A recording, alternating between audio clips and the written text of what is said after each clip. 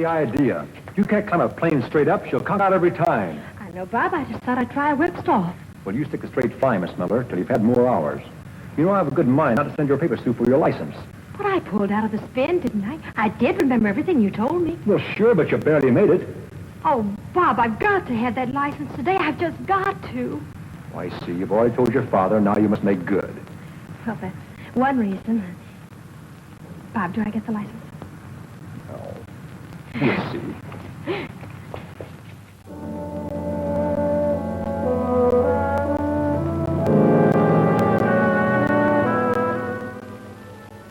How far away shall I hold the receiver, Dr. Miller? Halfway across the room, Dr. Hauss. We'll shorten the distance and hope for better results.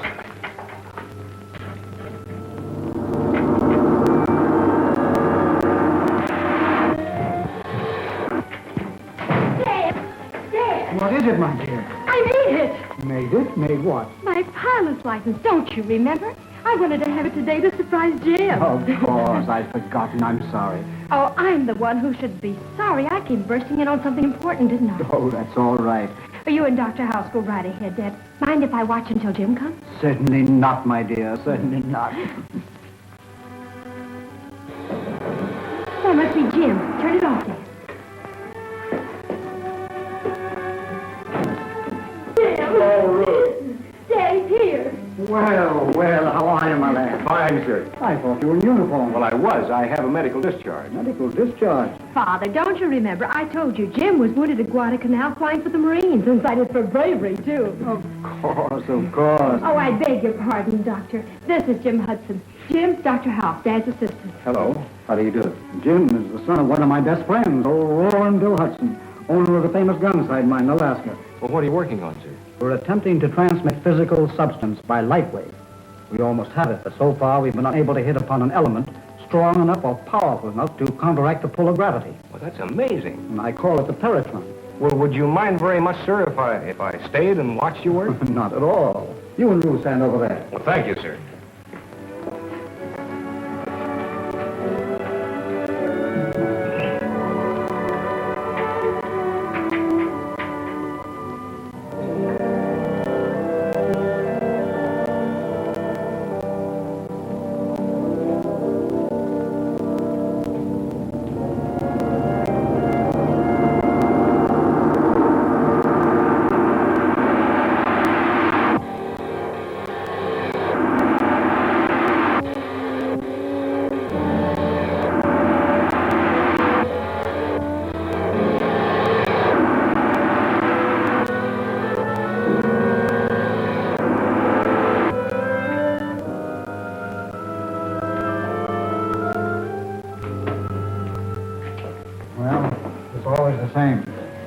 The energy isn't strong enough. We almost have it, and then it slips from our grasp. Could only find the proper element, the proper atomic combination. I tried everything. I don't know where to go from here. Well, could it be possible, Doctor, that the substance you're looking for is in mineral form? Naturally. Radium is mineral, and that has energy. But not the particular type I need. Well, that's what I meant. What, radium? No, not exactly. It's something Pop wrote me about when I was on Guadalcanal. Now, he hasn't told anyone else about it because he thinks he's got a great discovery. Well, what is it? Well, I can only tell you that... You remember old Grit, Pop's foreman? Mm-hmm. Well, he was digging in number 3 shaft one day last spring, and he came across this mysterious substance, whatever it is, and he hit it with his pick, and it knocked him down. Astounding. Could you arrange to have a sample sent to us? It may be just what we need. Well, it sounds like it'd be a little too dangerous for shipment. Why don't you go north with Jim, Dad? Even though there's nothing to it, you'll have a nice vacation. You need a rest. Well, how about that, Doctor? Well, if the story is true, I feel it's our duty. Do you have a place where you could work? Well, yes, you remember Pop's lab. It's about as big as this. Oh, excellent. When can we start? I won't rest until I can find out what this is all about. Well, transportation's the big problem. How much of this equipment do you have to take? All this apparatus is necessary. If I may offer a suggestion, there's a steamship leaving from here in 2 days. And the captain is a very good friend of mine. Well, then that's fine. You arrange the transportation, and I'll help Dr. Miller get things together.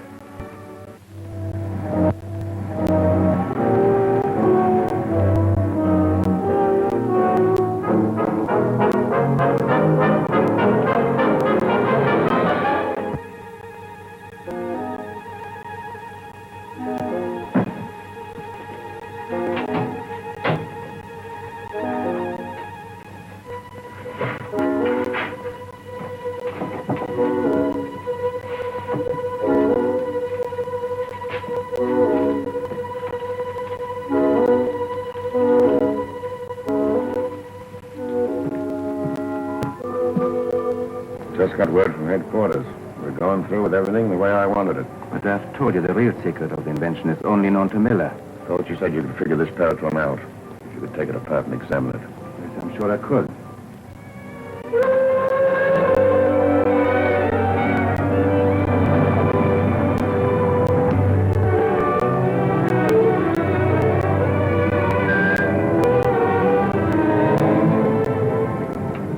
Why don't we sail? I don't know. Must be waiting on somebody. I'll give them guys 5 more minutes, Bosun. If they ain't here, then we'll sail. Aye, sir. Hi, Doc. Sorry to have missed you yesterday, but I was busy ashore. Captain Reeder, I would like you to meet Dr. Miller How do you do, sir? and Mr. Hudson. Oh. Oh, here they are, sir. Cast off this gangplank. We're shoving off. We better check with the purser and see where our cabin is. Yeah.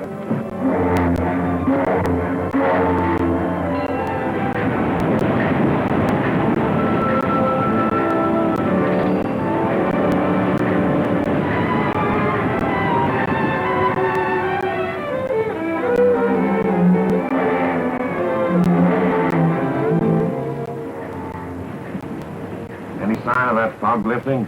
No, Captain. I think we ought to lay to until it does. This is the season for icebergs. No. We're too far south for birds. Keep her steady as she goes. Aye, aye. What's the matter? You nervous, Dr. Hauss? Those 2 men who came aboard. I wonder who they are. They really keep to themselves, don't they? Only time they come out of that cabin is to walk the dog. You worried about them? In times like these, the important nature of our work, I'm suspicious of everyone. I think I'll take a walk on deck.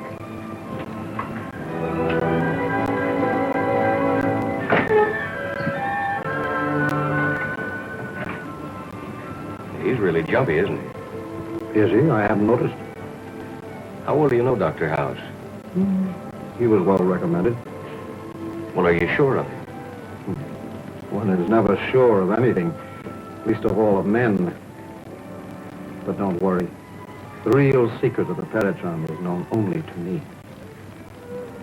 You're not as absent-minded as you seem to be, are you, Doc?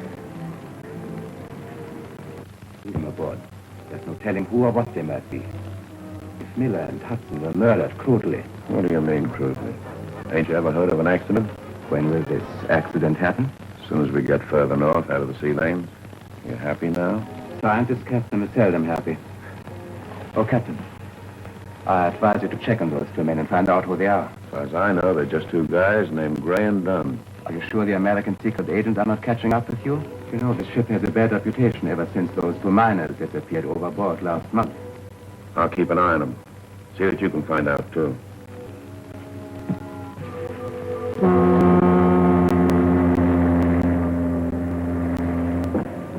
We've been passing ice floes all evening, Captain. And that means icebergs. All right. Lay to until morning. Aye, aye, sir.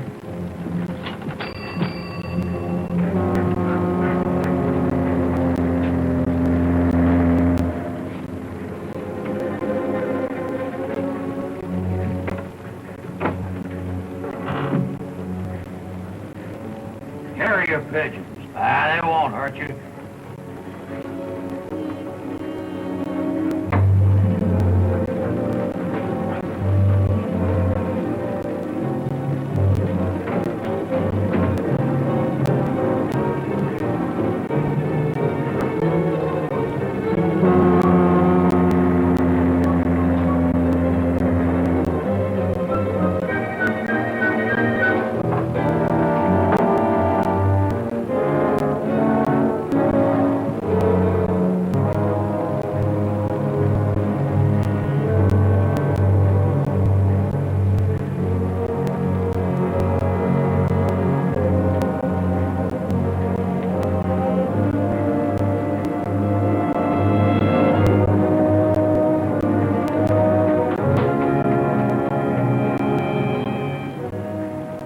I thought it was strange the captain has carrier pigeons on board and is keeping it a secret. I don't know. Carrier pigeons are a respectable hobby. Maybe so, but we were wondering why Reeder doesn't send his messages by radio. Probably part of his hobby. Does seem kind of strange, though, doesn't it?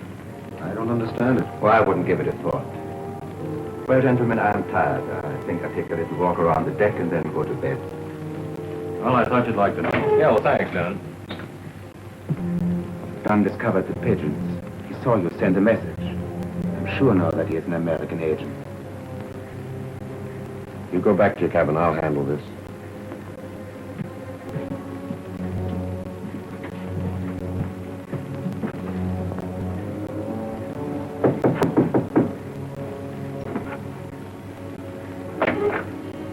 Hiya, Don. Howdy, Captain. I'd like to have a little talk with you, if you don't mind. Sure.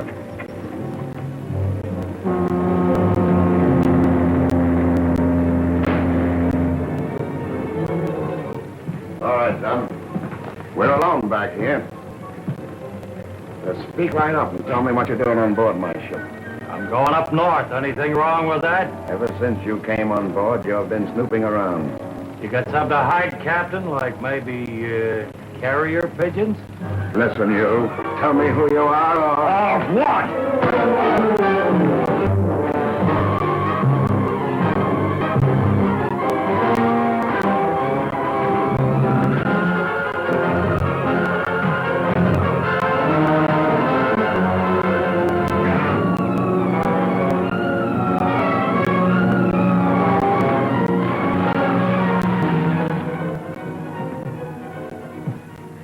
Signal the engine room. We're proceeding at 5 knots, Bosun. Captain, you can't move with them icebergs out there. I'm giving the orders here.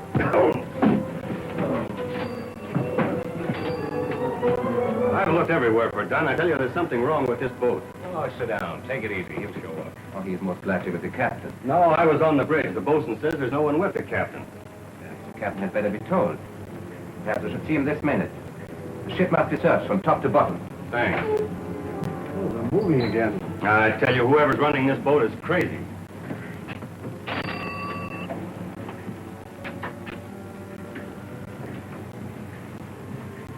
What happened to Dunn?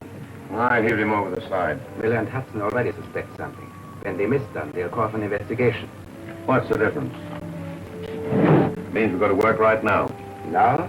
Go below and send Miller, Gray, and Hudson up to me. Oh, not that way. You know a better way? Yes. And this is dissolved in water. It releases a deadly gas. Won't they see it? No. It's colorless and odorless. Now, if you could manage to lock them up in here. Leave that to me. Send them up.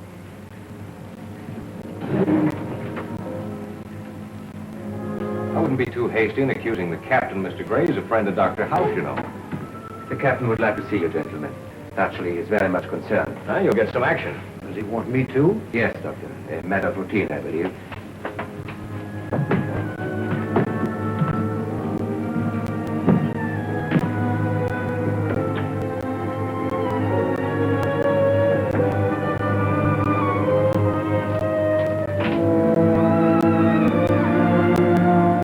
So, in view of the fact that there's a passenger missing from my ship, I'm going to hold you three until I get to the bottom of this.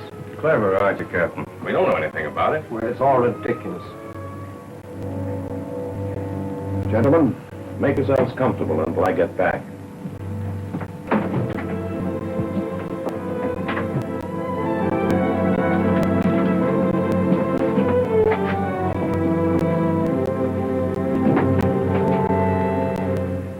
We're locked in.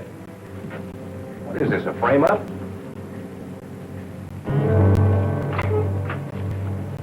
Got the Paratron? Yes. I also found his notes. Perhaps the secret of the Paratron is among them.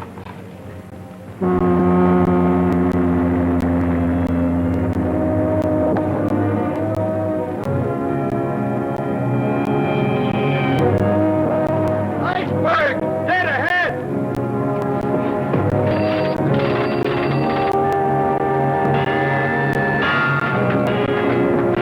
Reverse engines!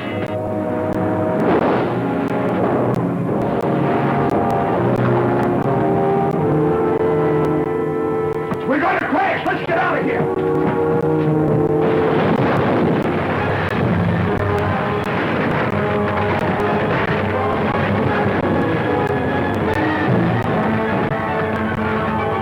He struck an iceberg.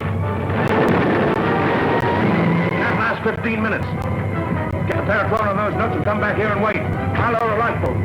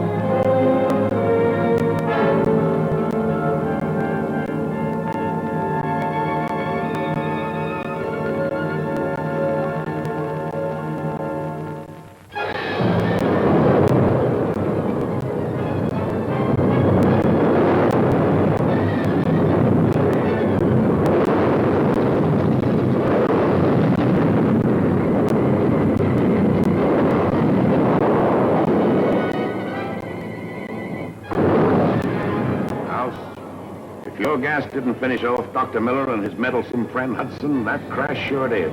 There's always a chance that they're still alive, Grader. When that tub fills with water, she'll slide off the ice and there'll be nothing left but a memory.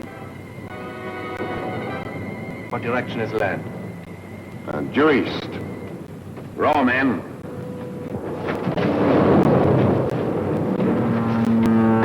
All right, Dr. Miller? Yes, fine. Look after Gray. Hey, can you get out of there, fella? Yeah.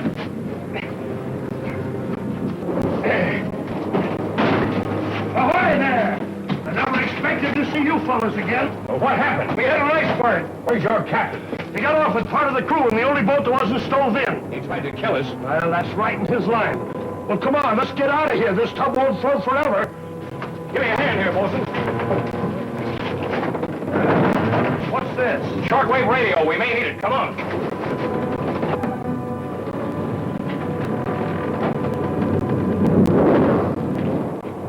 Looks like this is it, gentlemen. Oh, no.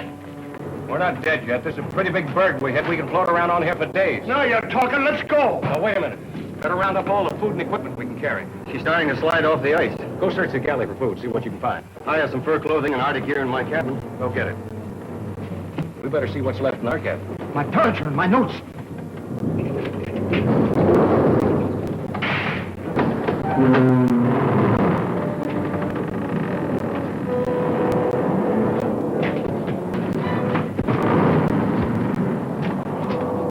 Nothing could be alive in there. Poor Dr. Hauss. He was a fine scientist. Looks like the finish of the Paratron, too. Yes, I'll have to start all over again. Sorry, Doc.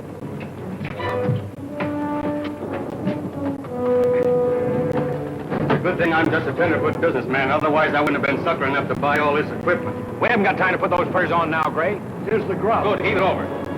Doctor, will you take care of the radio? Yes, sir. Let's get this going. Look, get a hold of that. All right, over the side. Nobody's ever flown beyond this point. Well, I'll take that chance. Some of them may be marooned on icebergs. My father, perhaps.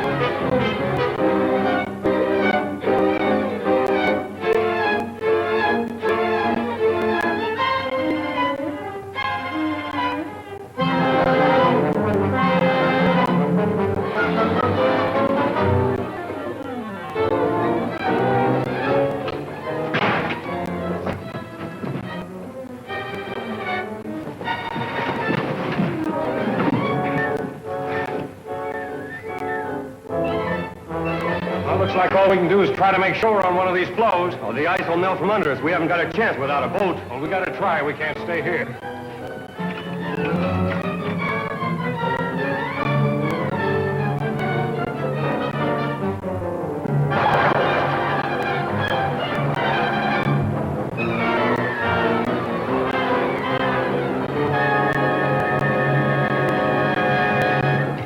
This floe's about ready to crack to pieces. We'll never make it. We'd better make it. Look, we head for that big iceberg right over there.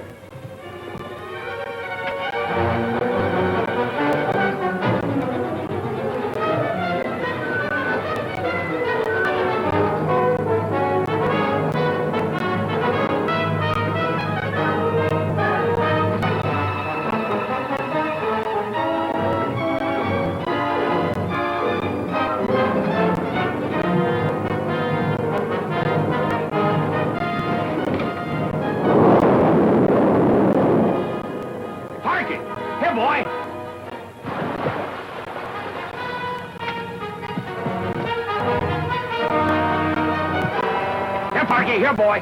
Here.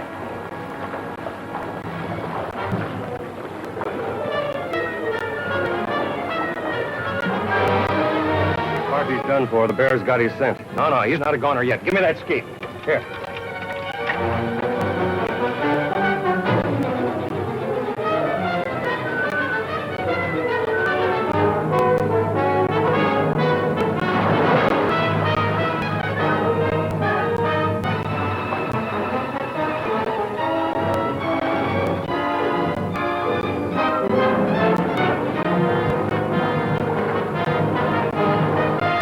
Here, boy.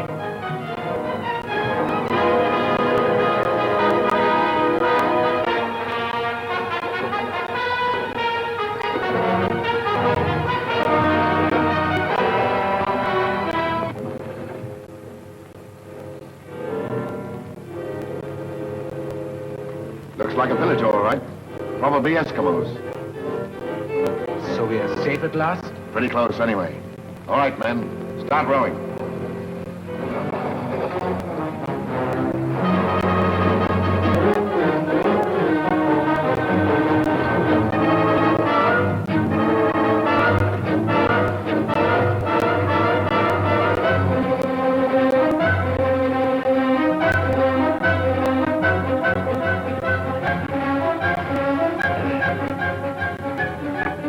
Like the most sheltered spot on the berg. Let's make camp here. I wish I'd gone down with the ship. It would have been quicker that way. Bug up, Gray. As long as we got that radio, we got a good chance. Let's unload.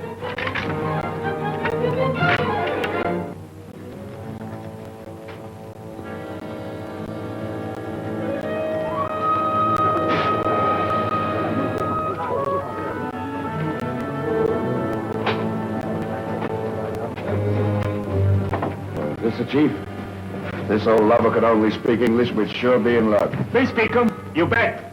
That's fine. Look, Chief, let's get right down to cases. You know a town called Bankhead? You bet. Him way far away.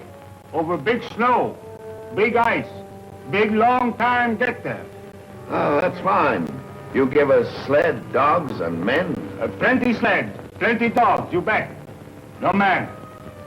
Do you think we could do it without guides, Captain? Looks like we'll have to. We'll navigate by compass. Let's have 'em. Him cost.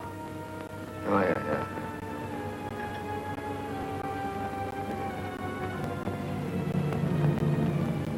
Him cost pretty big, you bet. Well, come on, men, dig up.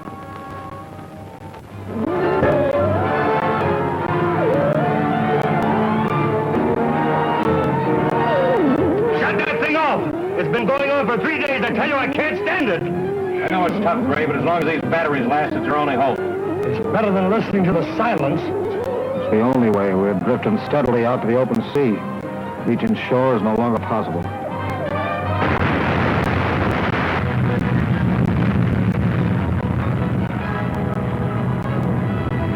Breaking up.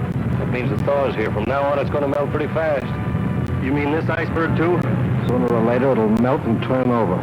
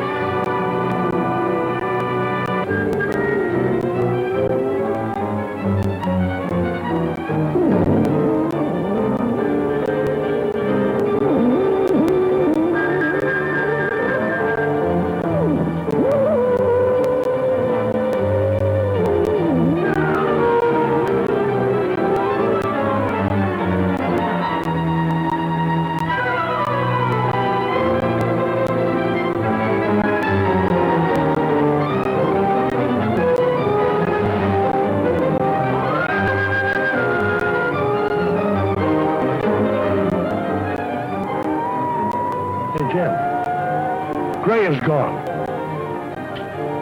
Well, we better find him. Don't tell him what he'll do.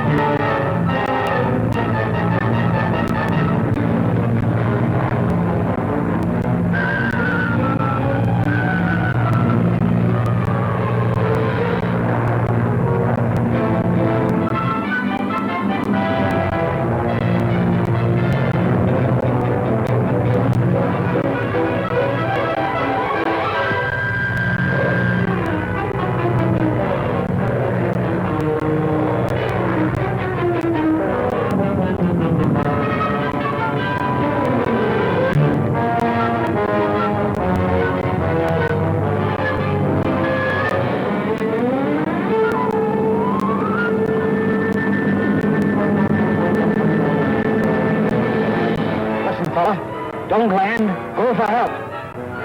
Don't land. Go for help. Dad! It's Ruth. Ruth! Ruth, this is Jim. Listen. Don't try to land. Do not try to land. Try to find an Eskimo village. Try northeast along the base of that big ridge. Got it? I understand. Be careful now.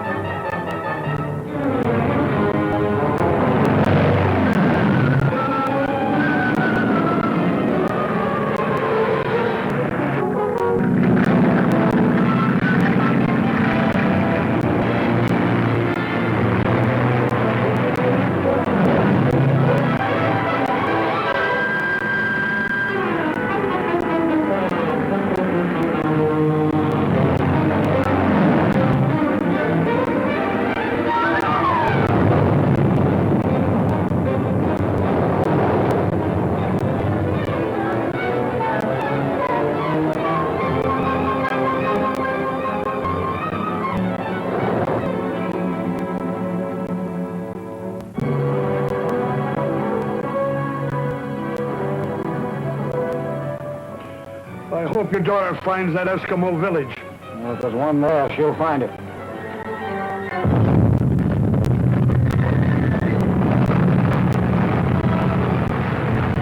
We're turning over. Another piece like that breaks off, we're gunners. Oh, I hope those Eskimos have speedboats.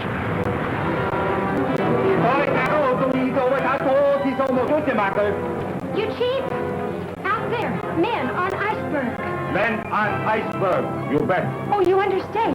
Yes, my father. 2 other men. Could you send someone out to get them off? You bet. Plenty cost, lady. Oh, we'll pay anything, but hurry. Where an iceberg white man? I'll fly over in my plane and show the way. This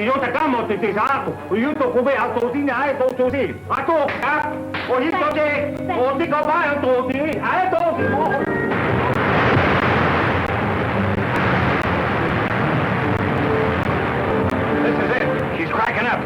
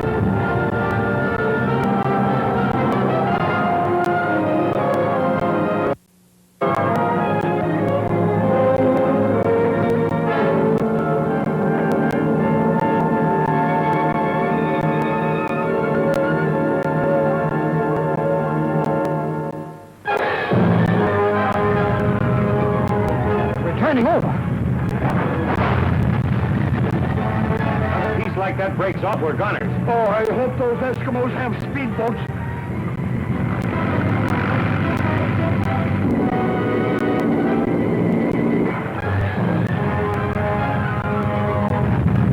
This is it. She's cracking up.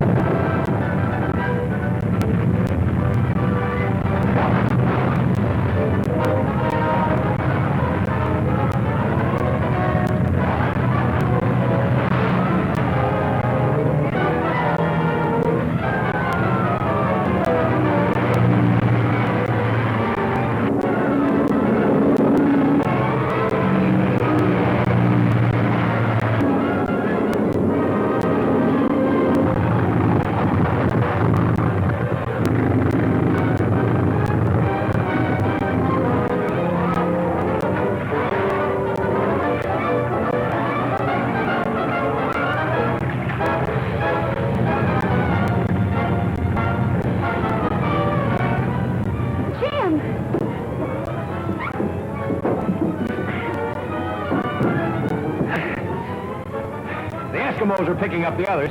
Where's my father? I put him in a kayak. Oh. Head for the village.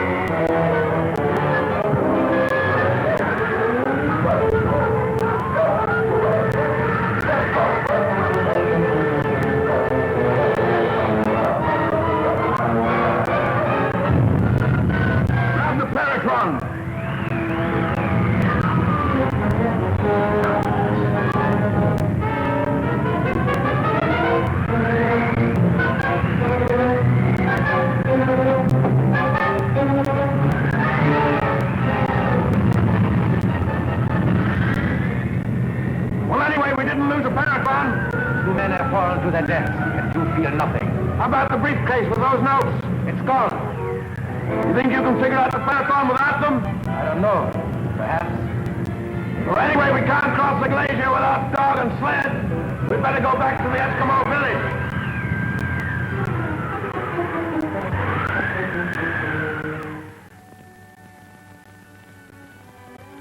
So there we were, marooned in the iceberg. So you came along with the Eskimos. Just in time, too. Just like an angel of mercy. You know what I can't figure out is what was going on board that boat. What happened to Dunn and why? Why was that poison gas loose in the cabin? You get out of those wet things and get some sleep before you take pneumonia. Don't worry about me. I used to go swimming with icebergs every morning before reveille. Yeah, he's a tough guy. Nothing ever happens to him. Hey, what's on here? Oh. Is he all right? Yeah, just plumb exhausted. Needs some sleep. Well, see to it that you get some yourself. Yes, miss. I'll go check on Dad again. Yes, miss.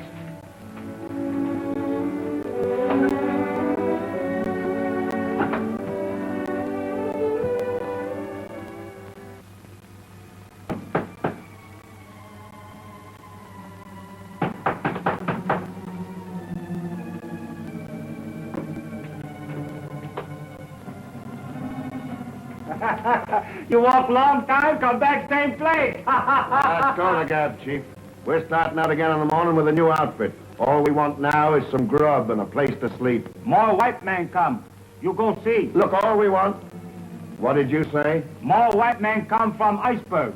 In house. There. You think it could be? It's impossible. Lady, white lady come. Fly in air like bird. Eskimo go in kayak. Oh, never mind all that. Show us where they are. I show. Itagamoto, Tingamoto.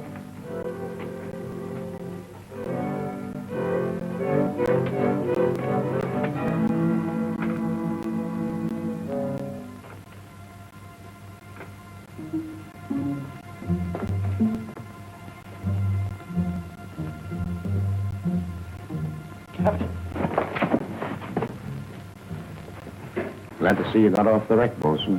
I thought I picked up everybody that was alive. How did you do it? It's a long, cold story, Captain. Who's that? Jim Hudson. Can anybody else get off with you? Yeah, Dr. Miller. He's in the cabin next door with his daughter. Who? His daughter. She came by on a plane and picked us up off the berg. You want to speak to him? No, let it go until morning. You'd better get some sleep. Aye, sir. Where do I sleep, Chief? I'd like to get some shut-eye.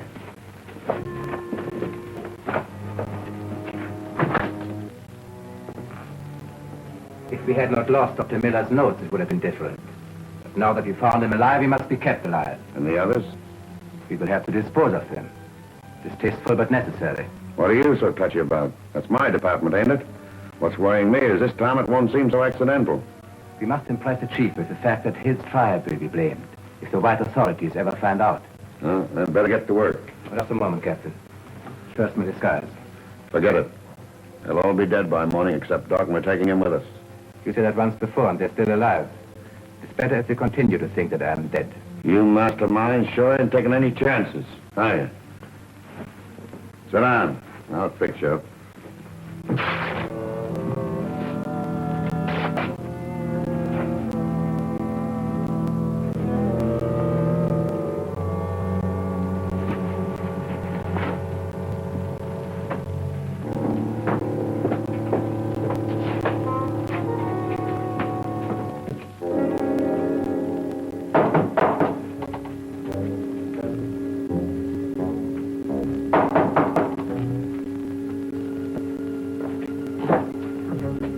What do you want? Oh, I couldn't sleep, Captain. I've been worrying about how we're all going to get out of here. Figure we might as well talk it over now. Sure. A couple of things bothering me about you. How do you mean that? Just how much do you know about Jim Hudson and Doc Miller? A couple of nice guys, as far as I know. What are you getting at, Captain? They're murderers. They killed Dan and tossed his body overboard. Are you sure? I'm telling you, ain't I? They're a bunch of criminals, and I'm seeing to it that they're brought to justice. What I want to know is, whose side are you on?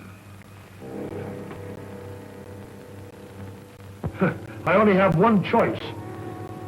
That's the side of law and order. Now you're talking, Bucko. What are your plans? Well, I'll handle the doctor. He'll take care of the girl. Who are you? Oh, he's just one of the boys. Got badly burned down in the engine room. Now, can you handle Jim Hudson yourself? Oh, sure. Well, now this is what you do. He's a desperate criminal. And if things go wrong, and he puts up a fight...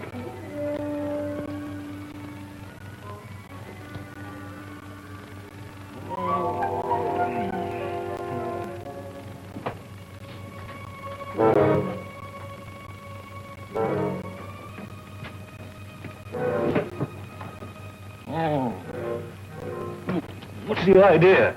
Tell me one thing and tell me the truth. What do you know about the Dunn murder? Murder? Done? Well, I don't know anything about it, and you know it. Captain Greeter arrived a little while ago with one of the crew. They say that you and the doc are criminals.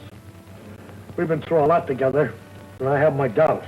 Why should Greeter want to accuse us? Does it have anything to do with a box about that high and that long with the doc's name on it? The Paratron. What?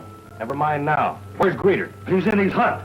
He's going to grab the doc as soon as I tell him I put you away.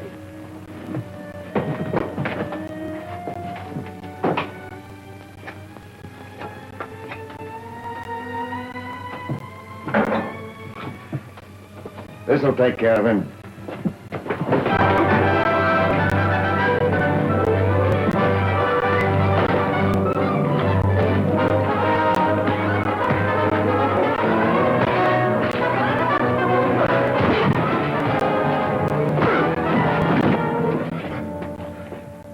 Better tie him up.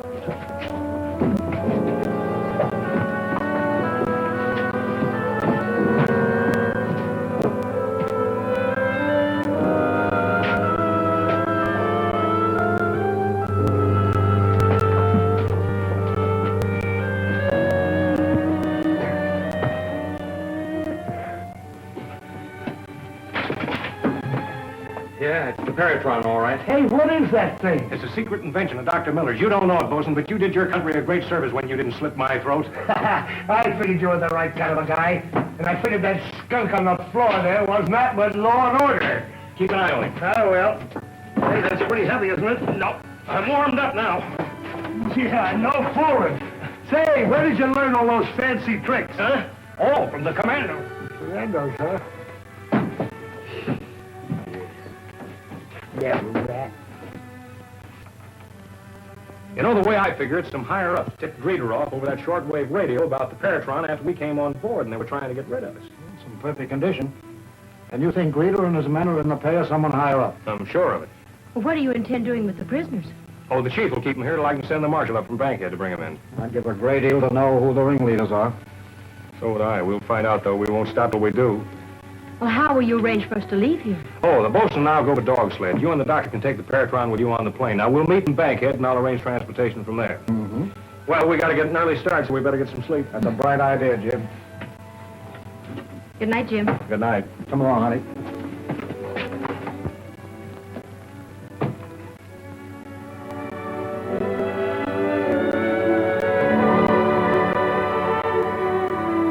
That's right. Gun sight mine.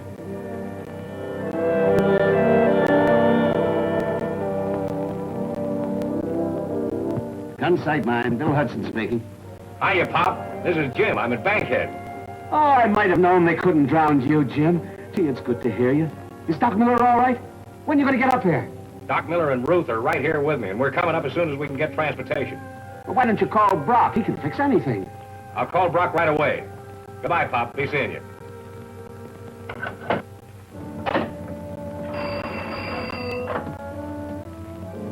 Get me Mr. Brock in Saskatch. That's right.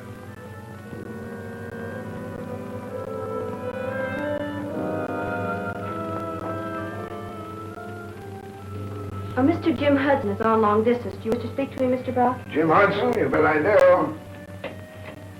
Hello? Jim, my boy, well, this is a surprise. It's great to know you're still alive after that tragic shipwreck. Was anyone else saved? Oh, yes. Dr. Miller, the ship's captain, 3 members of the crew. By the way, Captain Greeter and a pal of his turned out to be would-be murderers. Why, that's terrible. Certainly, I'll have the marshal go right out to that village and place him under arrest. Where are you now? Well, that's what I called you about. I'm at Bankhead trying to get home. I was wondering if you could arrange to put me and a party of 3 aboard that evening transport plane out of here. Why, I think so. Have you much baggage? I see. Just 2 large wooden cases, huh? Well, I'll arrange it. Not at all, my boy. So long.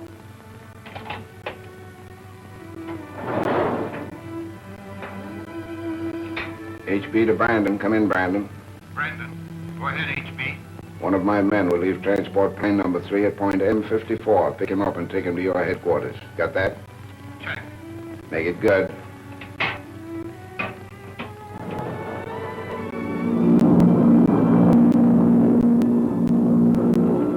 You were lucky to get transportation like this with such short notice. No trouble at all. This Mr. Brock's a good friend of Dad's and a big shot up here, too. He just about runs things up in this part of the country.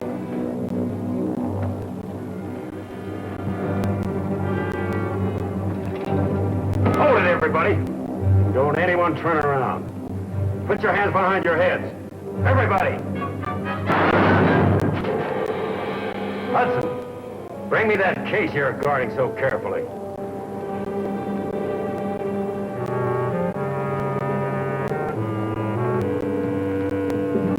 Sounded like a shot, didn't it? Sure did. Better take over. I'll go have a look.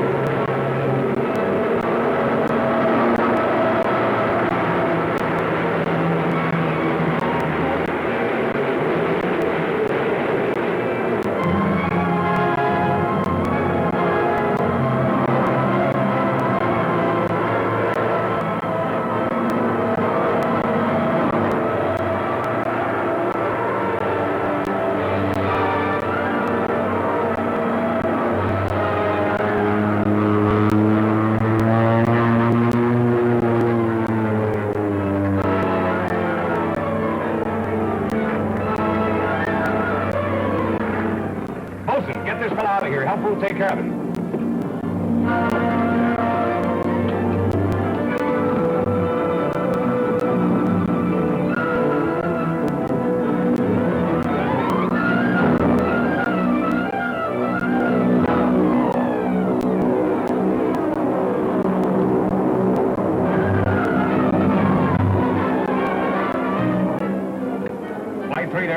Flight 3 to airport. Come in, Saskatch Airport. Hello, airport. Okay to land? We're coming in. Stand by with crash wagon and a doctor with 2 wounded men aboard.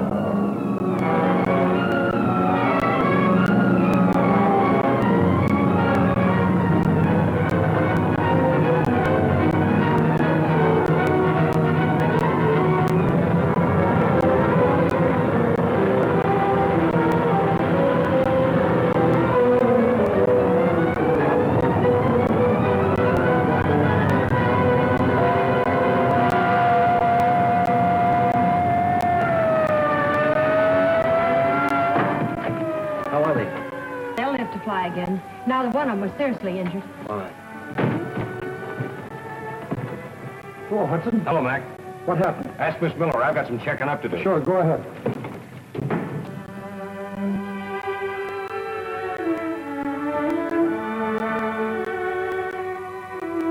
Brock talking. Go ahead, Galtman. We put Kruger on the transport without any trouble. He'll get Miller's invention and bail out as ordered.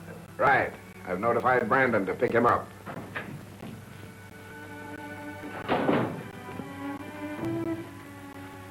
I'd like to see Mr. Brock. He's busy just now. Would you care to wait? Yes, I'll wait. Name, please. Jim Hudson. Oh, Mr. Hudson. I'm sure Mr. Brock will want to see you. There's a Mr. Jim Hudson here to see you. Send him in. You may go in now. Thank you. What I can't understand is how the masked man got on that plane. I can't imagine. I'll have the airlines people make a thorough investigation. It might lead to something, but I'm sure the crew's in the clear. Well, what do you suppose the masked man was after? I have reason to believe it was some valuable apparatus Dr. Miller has with him. But what puzzles me is how the masked man learned of it. Yes, that is a mystery. Captain Greeter couldn't have planned it. Even if he escaped from the Eskimo village, he couldn't have gotten through to civilization in time. No. Oh, by the way, I notified the marshal to go down and arrest Greeter, as you asked. Oh, fine.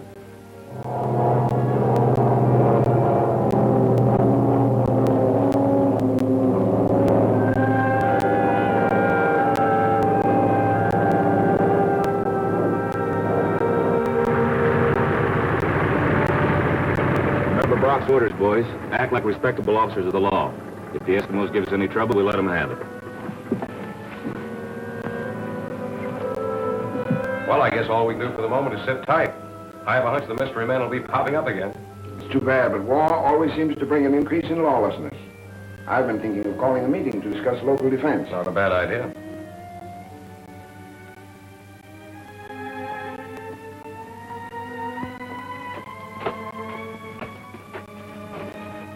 Greetings to you, Chief.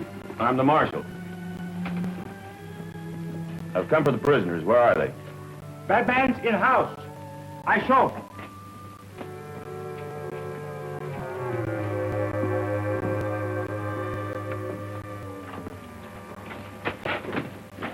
These bad man. Guards going now? Yeah, I'll get rid of your guards.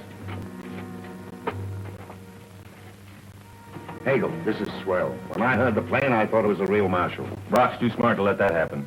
This is Dr. Hauss? Yeah. Greeter, you're to keep undercover. I'll drop you off in Bankhead. And you'd better put these on. How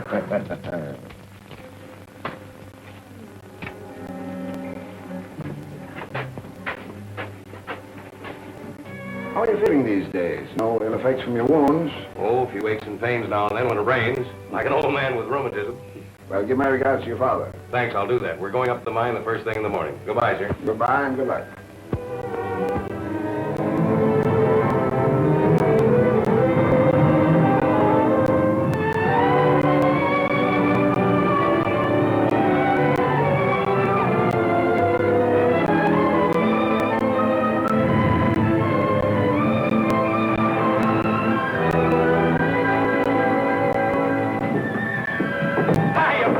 Son, I'm glad to see you. Hello, Doc. Phil, how are you? Don't tell me this is Ruth. This is Ruth.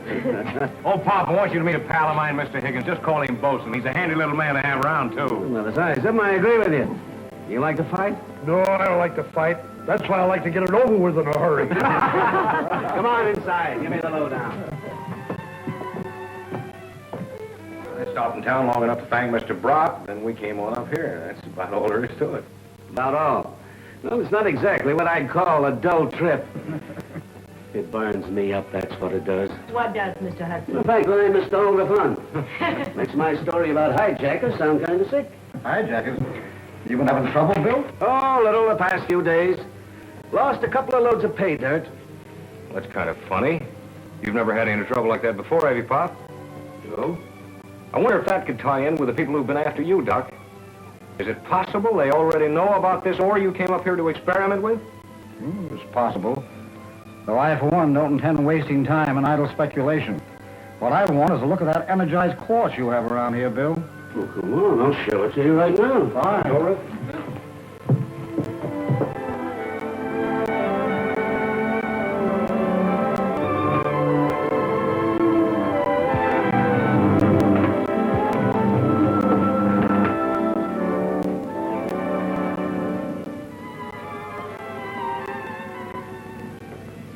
That's exactly where old Grit found the quartz. He says there's a whole pocket of the stuff. Jim, put off that light and watch it glow. Whoa. That's amazing.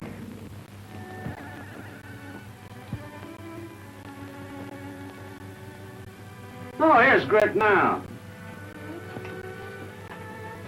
Folks, this is Grit Hartman. How are you, Grit? Hello, Grit. Hi, folks. Bosun, Grit. Hello. How are you? Grit's the one who discovered the quartz. Oh. He'll tell you all about it. Yeah, anything I do. Watch out, Doc. Don't touch that stuff. It'll knock you for a loop. That's the way I found it. I was in here digging for pay dirt one day, and all of a sudden my pick struck something and it knocked me clean across this tunnel for 20 feet. I landed right about over there. You hurt? Huh? Oh, as I was saying, I landed just about right here. Hey, look at this pick. It melted the end right off.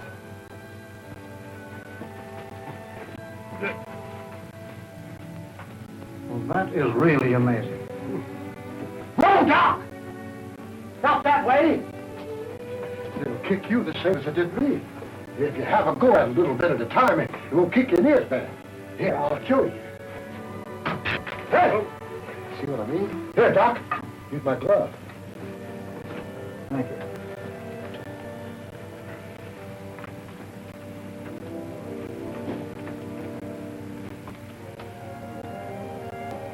I can feel the heat. Has a sensation like an electric current.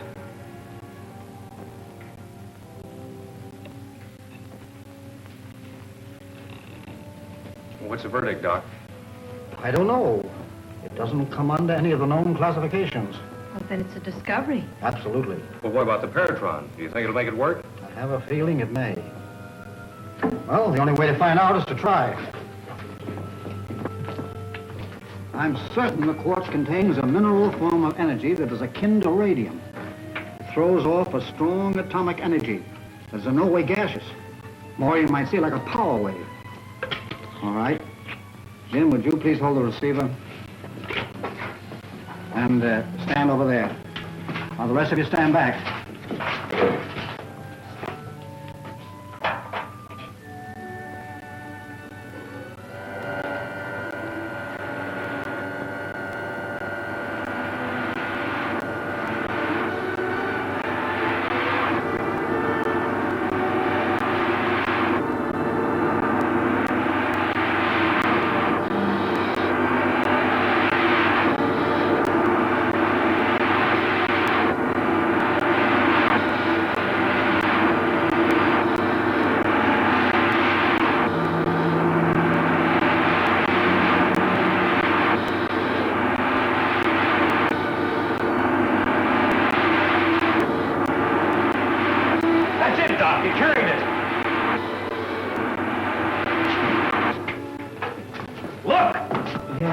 Yes, it's there.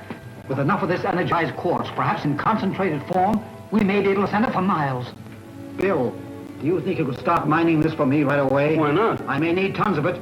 Who knows what energy a ton may contain if concentrated into a pound? This may be the basic secret of atomic energy. If it were not for this lack of energy, the Paratron would work successfully. Then you feel that with the mineral they've discovered at the Hudson mine, the doctor may have an answer to his problem? Yes, that's my opinion. For that reason, and because Dr. Miller is the only person who knows the real secret, I insist that he must be kept alive. At least until he completes the experiment. Maybe you're right. Perhaps we'd better let old Bill Hudson alone for a while, throw them off the scent. Yes, I think it would be much wiser. Well, I'll get in touch with Brandon, call him off. And what is supposed to have happened to me? You're supposed to be dead. You better lie low for a while.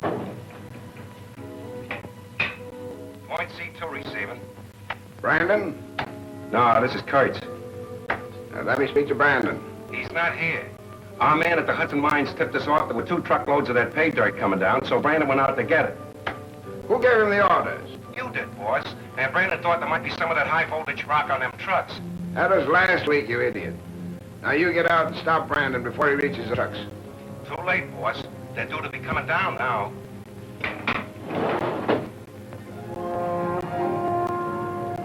Good luck to you, Jim. Get it through. Don't worry, Pop, we will. And you see to it that he doesn't take any chances. You know me, miss. I hate trouble.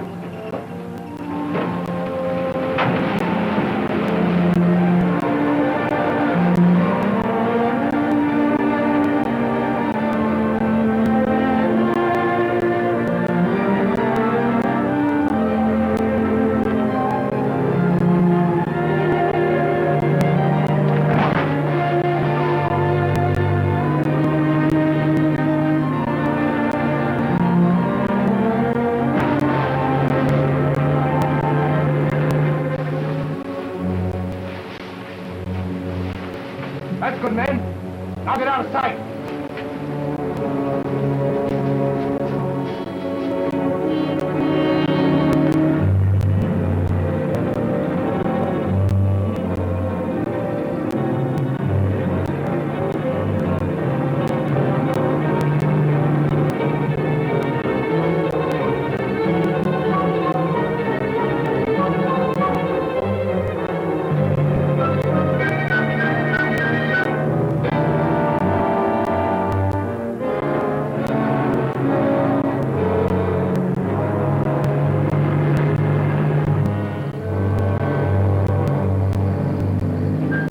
This is it, Bosun. Well, you're going to stop, aren't you? No.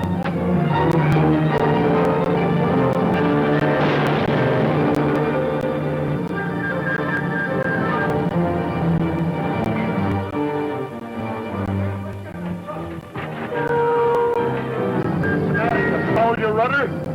Yeah, something's wrong.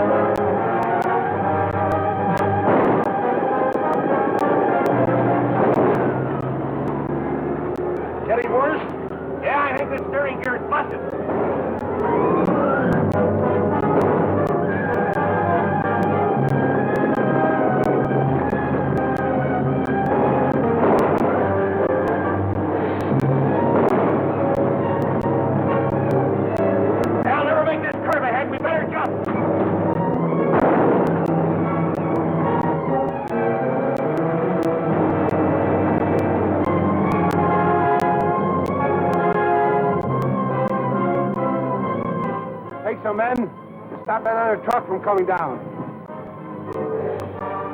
Looks like Hudson's truck is out of control.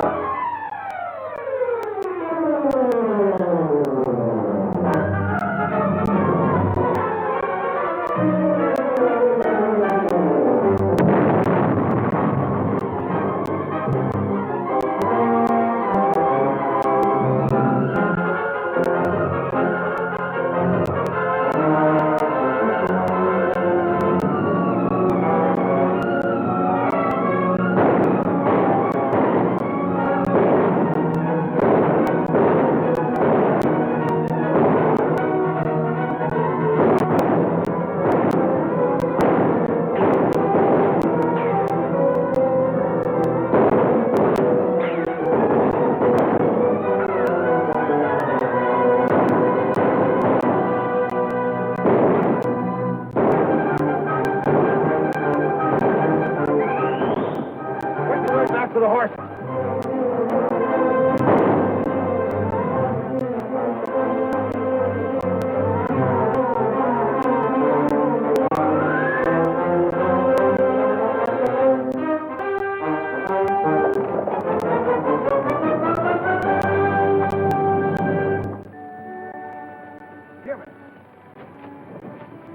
Where's the fight?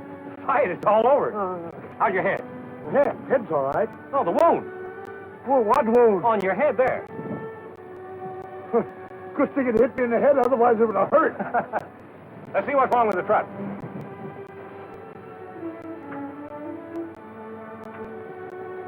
Did you get any of the hijackers? I think I did one. What's the damage?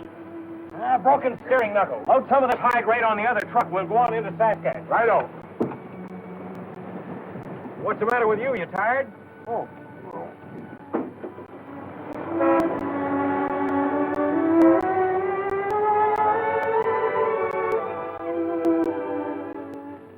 Hauss, are you sure that Hudson didn't recognize you at the Eskimo village? Oh, I'm certain he thinks I was lost in the shipwreck. Well, you've got to keep out of sight. From now on, we concentrate on Dr. Miller and his invention. And the doctor must be brought to me alive. This must be done in such a way that no suspicion will be cast on me. You understand? Yes, of course. I'll send you out to Brandon's place. There you'll be close to the Hudson mine in case you need it. Brock speaking. All right, keep in touch. I knew we shouldn't have stuck our necks out. Brandon bungled that hijacking job and Hudson got through. He's coming here to see me. Do you think he suspects? Of course not. I've protected myself very carefully.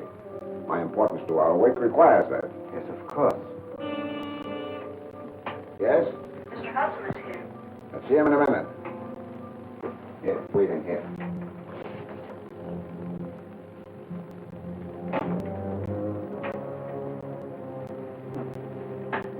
All right, send him in. Hello, Jim. Hello, Mr. Brock. Glad to see you. Thanks. Sit down. How are things going at the mine? That's a good. Hijackers again. But I got that shipment through to your stamp mill. You know, I can't understand this outbreak of lawlessness. Though it always seems to be more prevalent in war times. Mr. Brock, I have to have another truck. There's an old one of yours there at the mill I could sure use if you'd sell it. I'd like to accommodate you, Jim, but trucks are hard to get nowadays. When will you need it? Right away. A lot of new machinery came in, including the stuff we have to have for the sawmill we planned. I'd like to get it up to the mine tonight. I guess this is the one you mean, isn't it? GMQ? Yes, that's it. You can have it. Well, how much? I'll take it. I'll write you a check for it right now. No, Larry. Why don't you go back by way of the Deep Gulch Road? Well, I thought that road was closed, Mr. Brock. No, the road commissioners have fixed it up. I use it quite a lot. Well, it certainly is a lot closer that way. I think I'll use it tonight. There you are, and I certainly appreciate this. Not at all, Jim. Very glad to help you. Any man could make a comeback the way you did after being wounded in the service deserves all the breaks he can get. Thanks. And And if you need any help loading your stuff, just let me know. I'll do that. Thanks a lot, Mr. Brock. Not at all.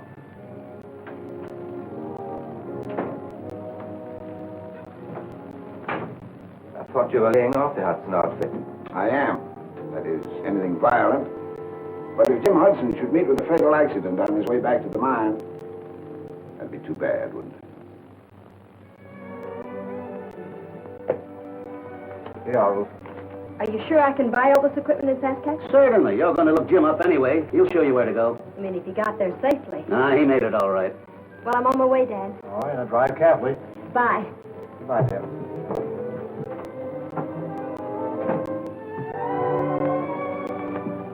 Doggone it. I forgot something. Oh, Ruth. I forgot to tell you about the first aid kit. It's the only doctor we have here.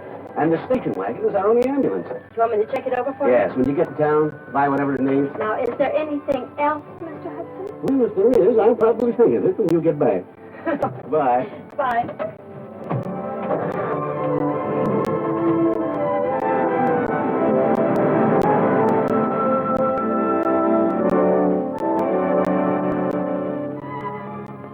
I don't care how long it takes. We've got to find Pete before somebody else does and identifies him. Now we'll go back up the road toward the mine. Spread out a little and keep your eyes peeled.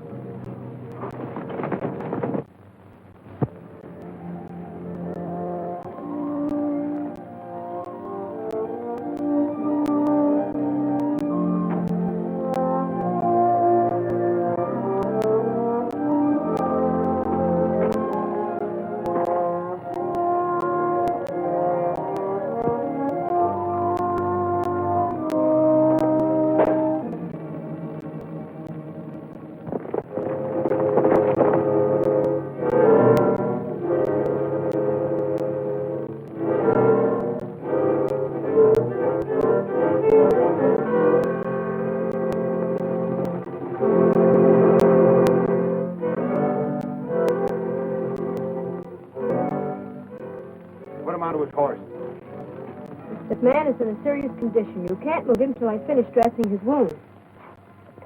You act like you know what you're doing. Thank you. I've done this before. Isn't that car from the gun site mine? Is it? Are you Miss Miller? I might be. You sure put out a lot of information, don't you? It's not my job. No? Then what is your job? Right now to care for the wounded. That's fine. We've got some more of them. Bring her along, boys. Why don't you put the injured men in the station wagon? I'll decide what to do. Put her on a horse and blindfold her. You don't have to force me. If they're wounded, I'll go willingly. Noble, aren't you? No, I'm not noble. I'm doing this for a reason you'd never understand.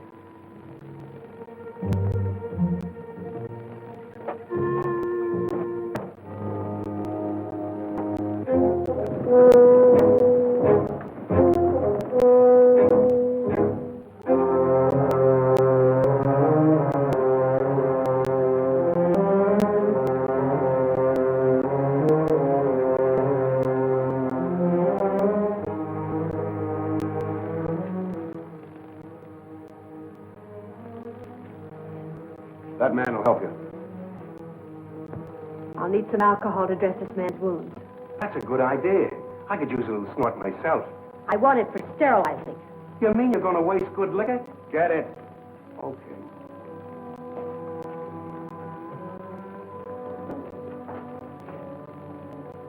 You're too smart to try to get away from here, aren't you? Really? And I thought you were too smart to try to hold me here. We'll see.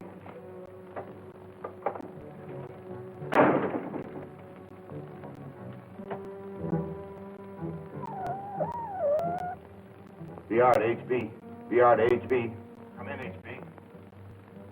Young Hudson gave us the slip again, Chief, but I think we... From now on, don't try anything till you hear from me. I'm sorry, Chief. By the way, we've got Miller's daughter here. What? Why, of all the stupid things. Couldn't help it. She found Pete and could identify him. Well, the only thing to do now is to get rid of her and get this set up for tonight. Jim Hudson will be coming up Deep Gulch Road.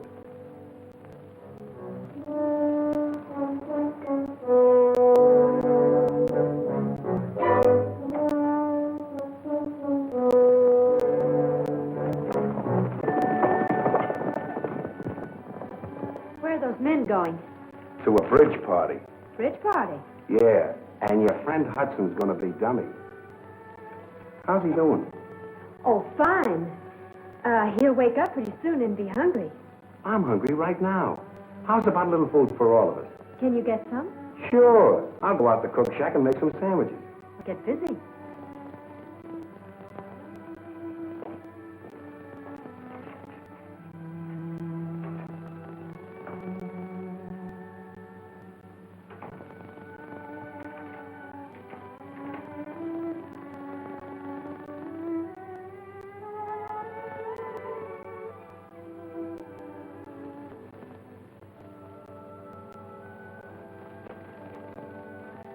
When we hit the deep gulch road, we'll stretch out to half-mile intervals.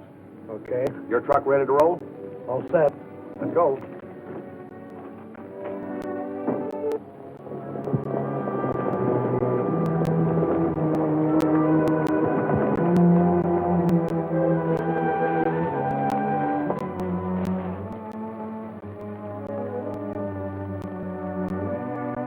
We'll put the cables on this side.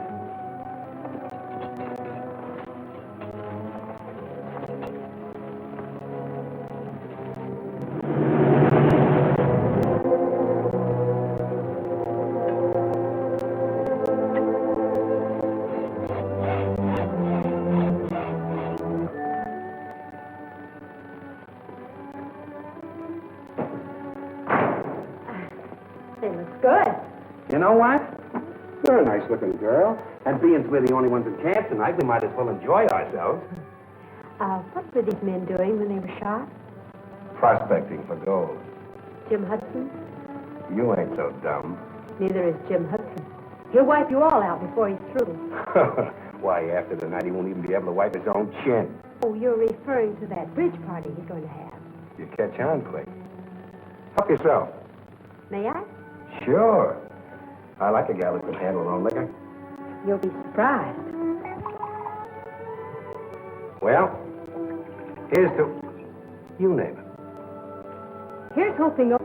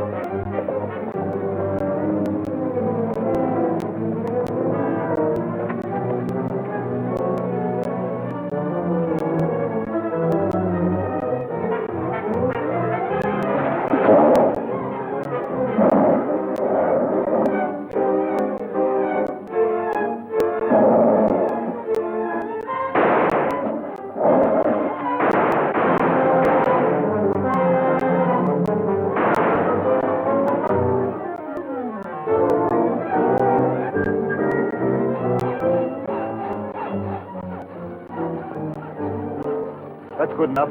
The weight of the truck will do the rest.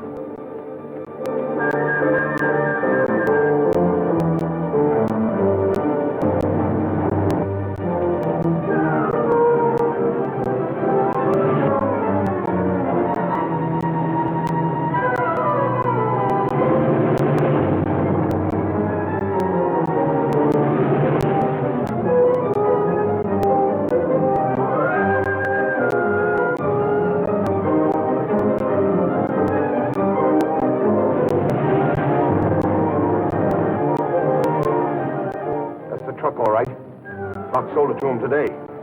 Not a bad deal, huh?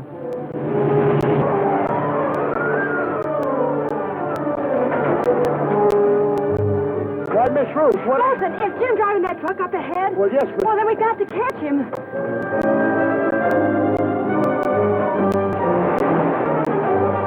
What's up? Where did you come from? Is there a bridge near here? Jim said something about one. Well, that's it. Hurry. We've got to stop him. I'm going as fast as this truck will go.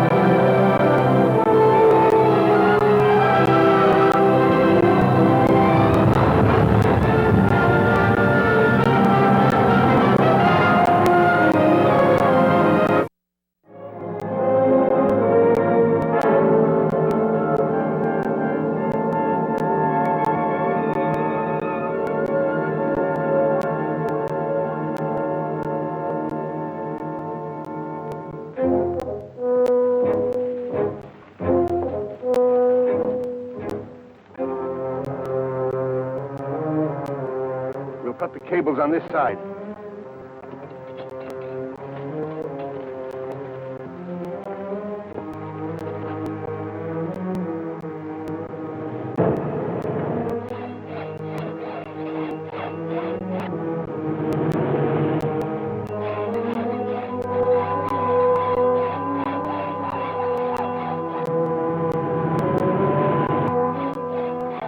That's good enough.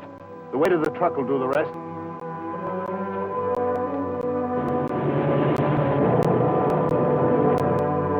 You two go down to the edge of the gulch.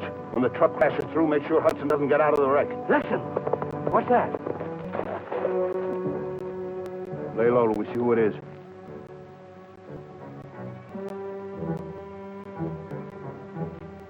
It's Cal.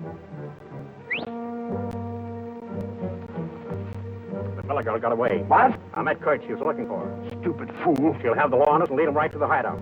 Scatter and comb the neighborhood. We've got to find her. Wait.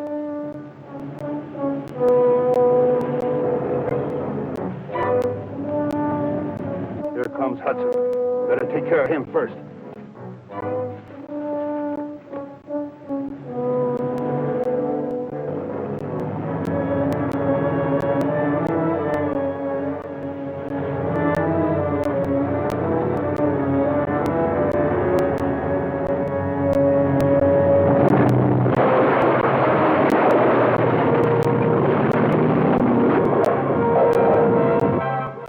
That done it? Yeah. See anything moving? Not a thing. Here comes another truck. Better check on it.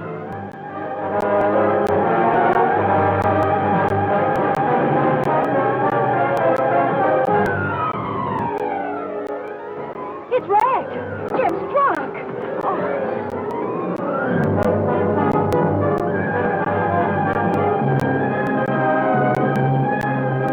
Is that the Miller girl? They must have picked her up down the road. Give me that rifle. Jim, are you... I'm all right. Just a couple of scratches. What burns me up is losing that load of machinery. What are you doing here? Well, a band of men stopped me when I was on my way to town. But, Jim, they did something to the bridge. What did you say? Well, I heard them talking about it when I was in their cabin. They fixed the bridge so it would crash. Why, So that's the... All right. Come on.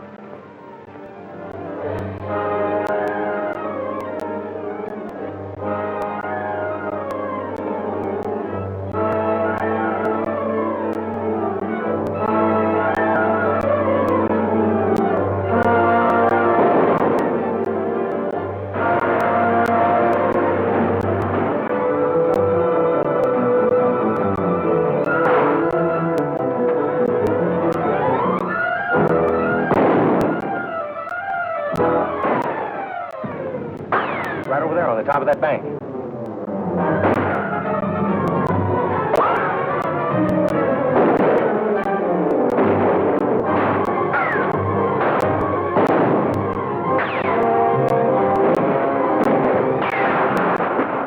Those are some of our boys. Must have just got here. Follow me.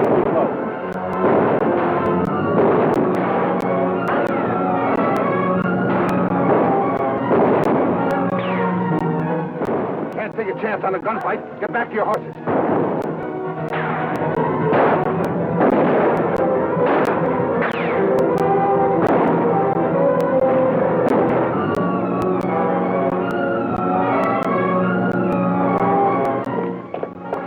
The firing stopped. It sounded like they beat it.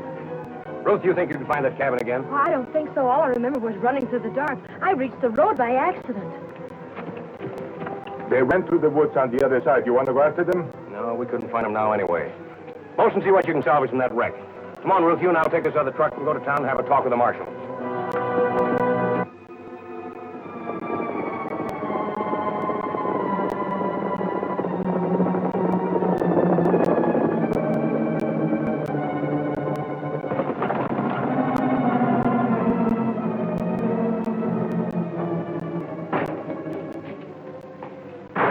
Now, look, Brandon, I can explain about that girl.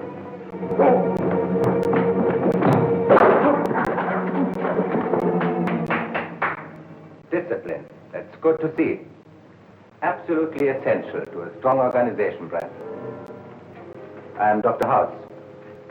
Yeah, I was expecting you.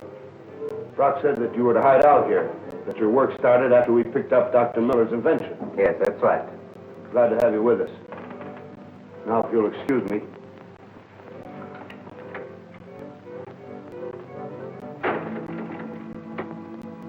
BR to HB.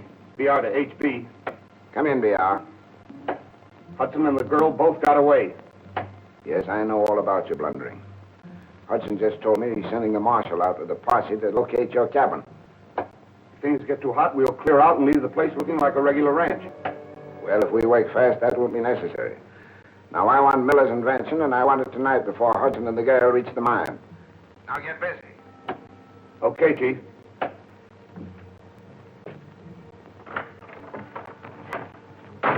Tell the boys to get ready. We're going after the real thing tonight. Get set for a pleasant surprise, Dr. Hauss. You'll have that Paratron in a couple of hours.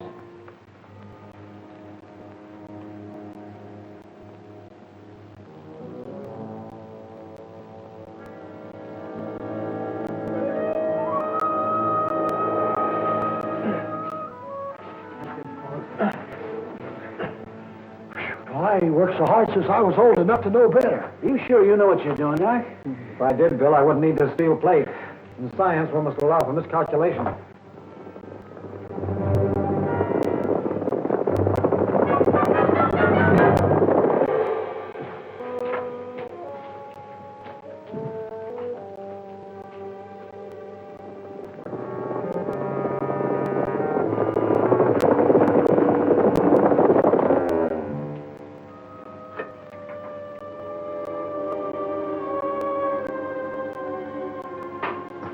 Loaded the Paratron with a terrific charge of atomic power concentrated from that quartz.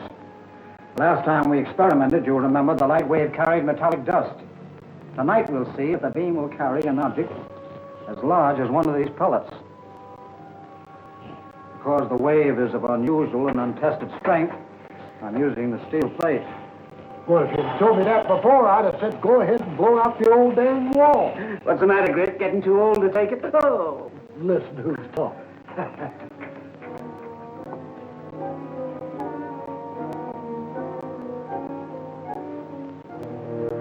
The men know where the lab building is. Hauss says that's where we'd find Dr. Miller's invention. I'll get going. Cover them. Don't shoot unless you have to. And if you have to, don't miss.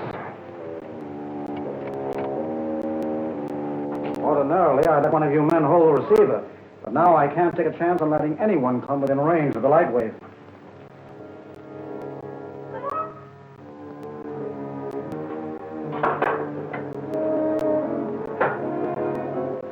Well, everything's ready. Shall we try? Go ahead. I'm on needles and pins. Let her rip. Now watch.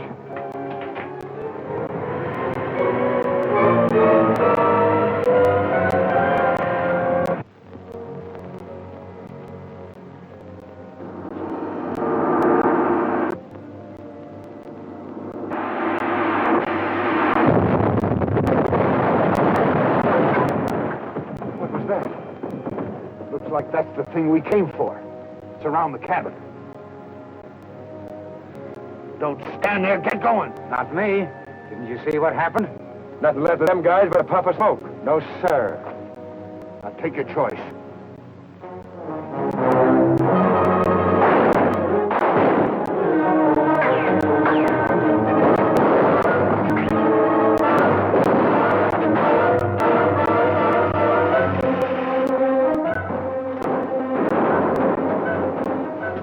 Bill, you better wait here. This may be another attempt to steal the Paratron.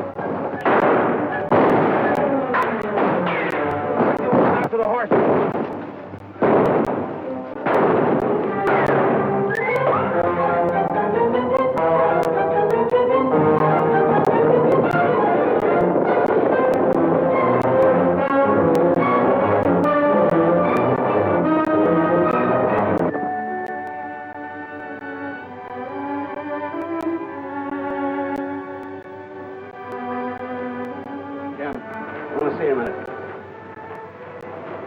We couldn't identify those men. Everything on them was destroyed. Oh, that's too bad. I was in hopes there'd be some sort of a clue. I still think they're just a gang of outlaws. No, it's bigger than that, Pop. This gang's international. They'd give anything in the world for Doc's invention. I don't get it. Doc is in there brooding because his invention turned out to be a death ray instead of what it's supposed to be. He sure is peculiar. No, not peculiar. Civilized. Well, whatever it is, I don't understand. He's got something that's worth millions, and he's sore about it.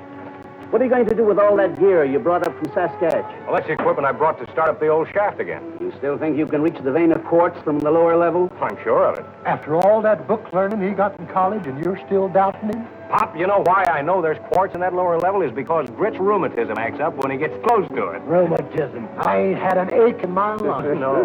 When do you expect to get that hoist in? I'll have it running tomorrow. Doesn't seem to be anything for me to do around here. I'd just as well go fishing. You might go back to the lab and cheer up the doctor. All I'm good for these days is to give advice. Let's give the boys a hand.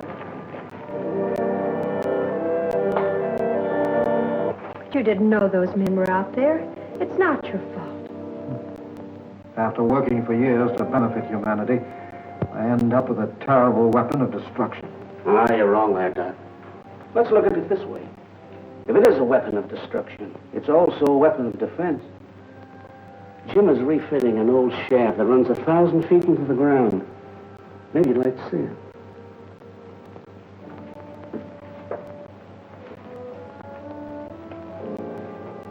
Come on, Doc. Let's put our cards on the table and face the facts. Think for a minute what this invention will mean to the country.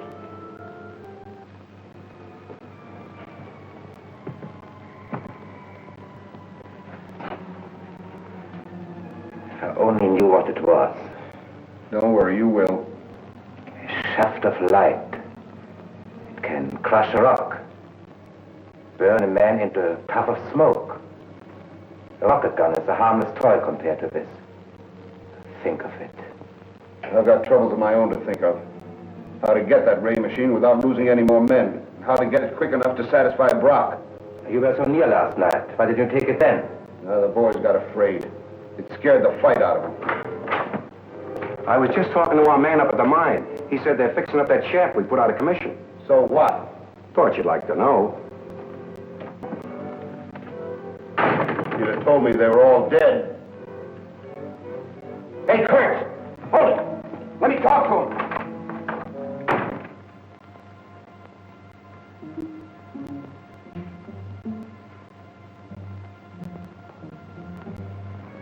Our men looked all through that area. Well, all I can say, Marshal, is what I told you before. Miss Miller figures the hideout's about halfway between here and the wreck. It's a pretty rugged country. The only person I know living in there is a trapper named Kurtz. Know him? Vaguely. I stopped there once while I was hunting. Maybe you ought to have a talk with him. I think I will. My main trouble is I ain't got enough men to make a real search. Can you spare any? Sorry, but I can't. We're short of help ourselves. Well, I'll do what I can. I'll have the chief send another deputy up here. Thanks, Marshal, and stick on the job and you run them down, will you? Well, he told me to let you know when we was all set down in the shaft. Well, are we? Yep. Let's go.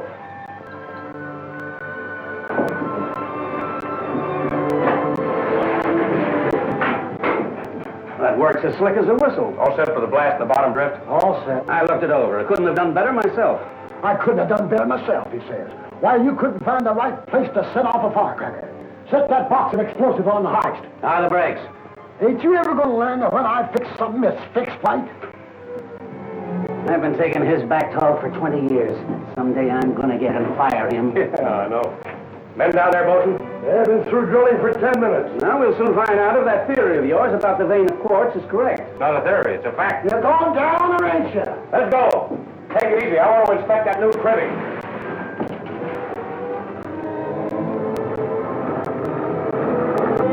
You know, Britt did a good job in here, considering the time. How'd the shaft happen to get wrecked? Well, we figure some of Dad's old enemies were trying to break him and take over the mine. Now it looks like there's a little more to it than that.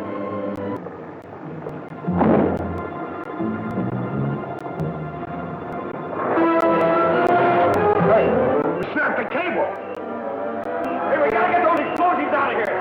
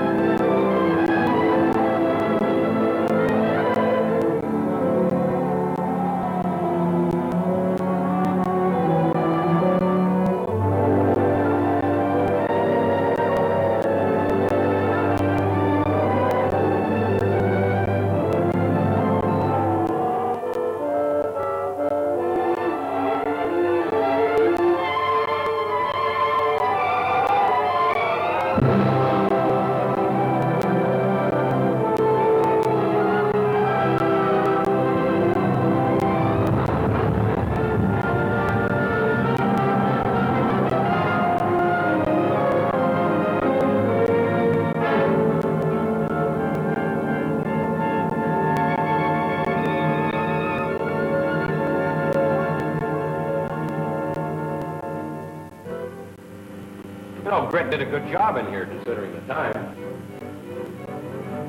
How'd the shaft happen to get wrecked? Well, we figure some of Dad's old enemies were trying to break him and take over the mine. Now it looks like there's a little more to it than that. BR calling HB. BR calling HB. Come in, BR. Hello, Chief. I want to report that right about this time, Jim Hudson and his pal and a box of high explosives ought to be breaking records for going down a mine shaft. Cable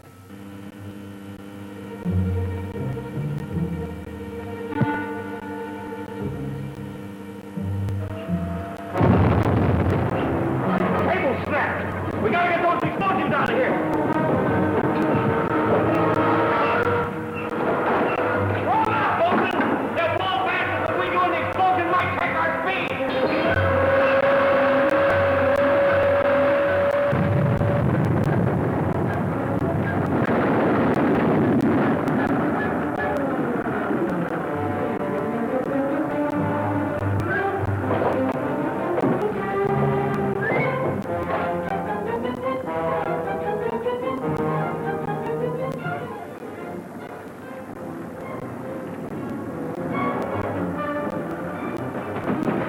Get a rope.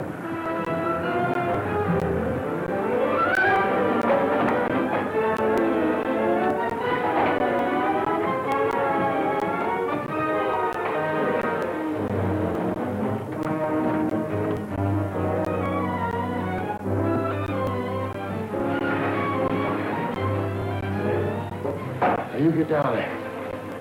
And you signal me what happened. All right.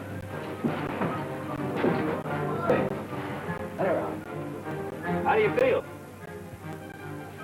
How do you feel? Ben stops playing. You'll be all right.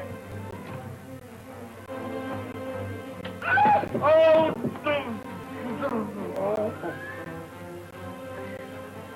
What happened? I don't know. I was letting the horse down nice and easy, and all of a sudden I felt the roof cave in on me. When I came to, I heard this big explosion down in the shaft. It's a signal. They're alive. They want to come up. Okay, Jim. I'll have you up in a jiffy.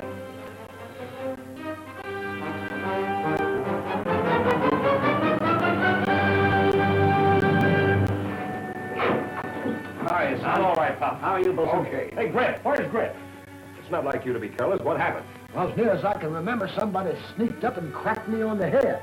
There's only one answer to that. Somebody working right here at the mine, Pop. Now call the men together. We'll get at the bottom of this right now. No, not that way. We gotta be smart. We gotta work from the inside like they do. What riles me is all our work has gone for nothing. How bad was the damage?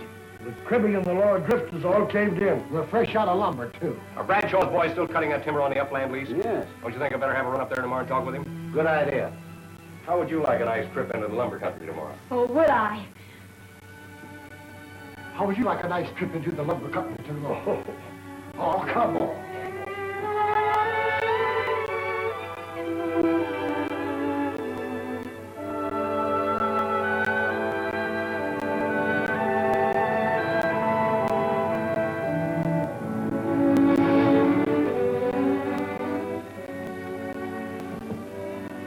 Wait here, Ruth? Sure. I'll only be with Bradshaw a few minutes.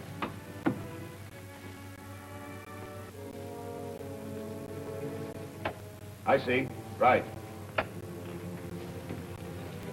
That was our man at the Hudson mine. He said the deputy marshal's on his way here to have a talk with you. Let him come. Him and me are old buddies. I'll buy him a drink and send him packing. That's the idea. But I'll leave one of the boys here just in case the marshal gets too nosy. You and the rest of the men will have to clear out for a while. This will not interfere with us? Not a bit. As soon as the marshal's gone, we can all come back. Where will you be during this time? I also found out that Jim Hudson's in the upland timber country. I thought I'd mosey up there. Maybe do a little hunting.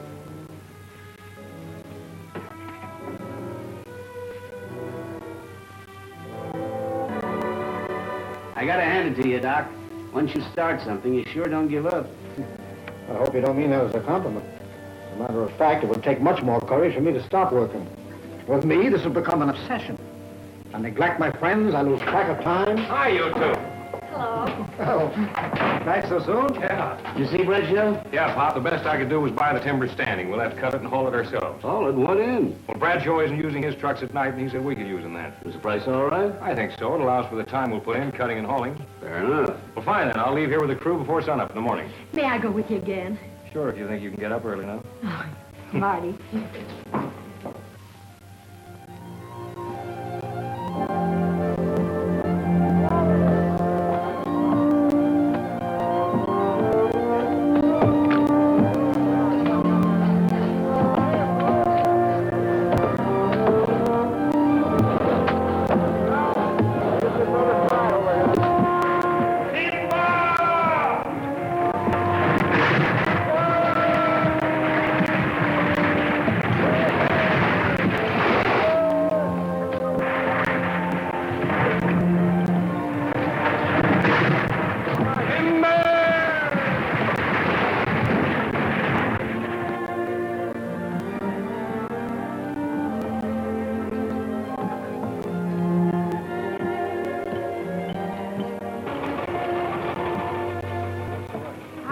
First aid kit. Bosun's hurt. Badly? No, just a hand wound. Well, how'd it happen? He tried to make friends with a field mouse and she bit him.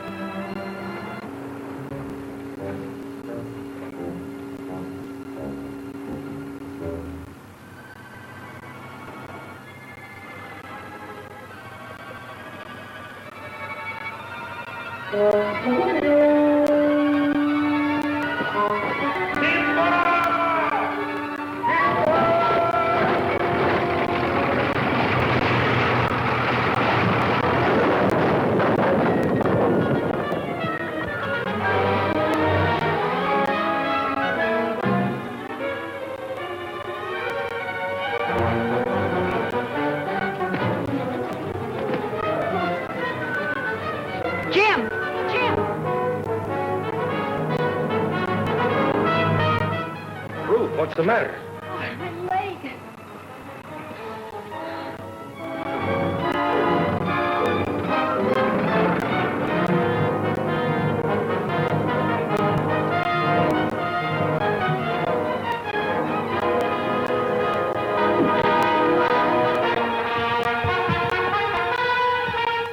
How does it feel? All right. I'm sorry, Ruth. I shouldn't have brought you up Never here. mind that. There was a man up there trying to shoot you.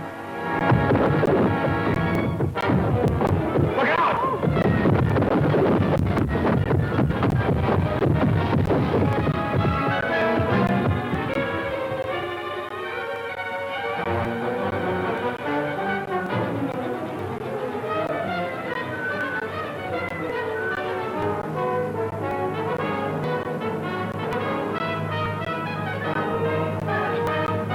That was no accident. I'll say it wasn't.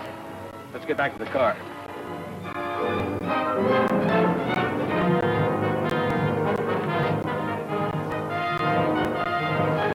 Here comes the marshal. Don't be too quick with that pop gun. You better get in that room.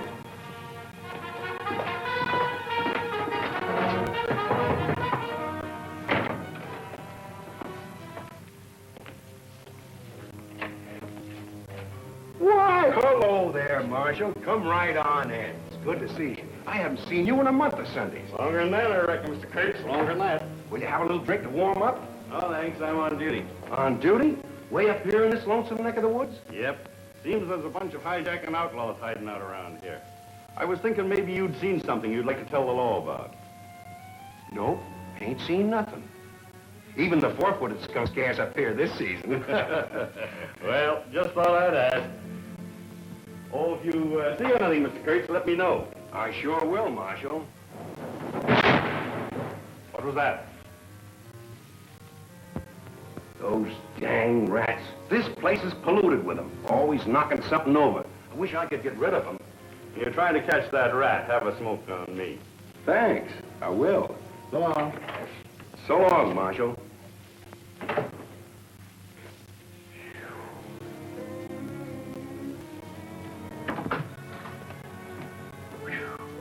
Boy, that a close call. I'll say it was. Let's have a drink.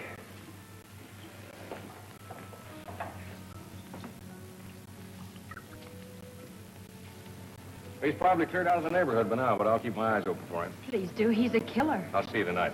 Tell Dad the Bosun and I are bringing down the first load. Feel all right? Bye now. Bye.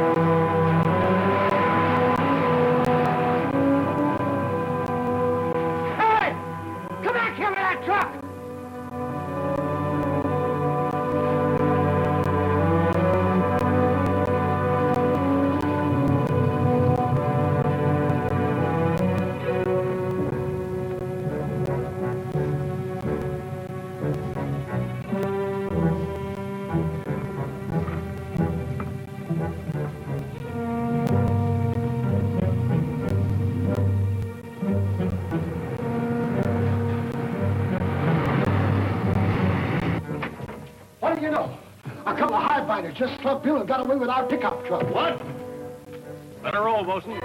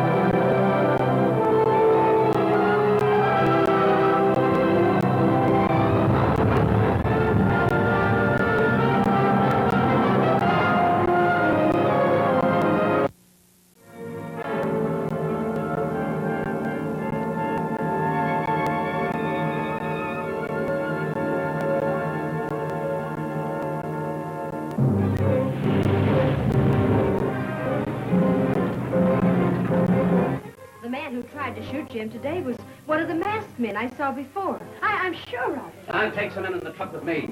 Have a look along the road. Jim's coming down. What do you know?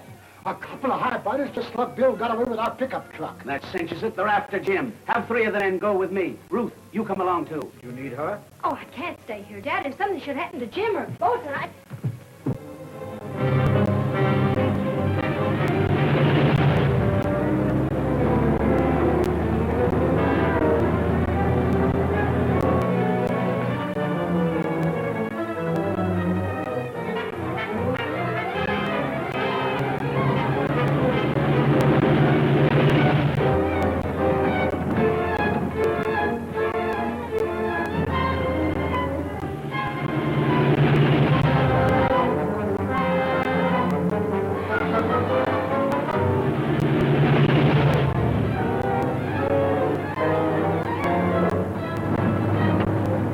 Crazy fool, I've got to hit him. No, try to pass him. Oh, I can't do it. You better jump.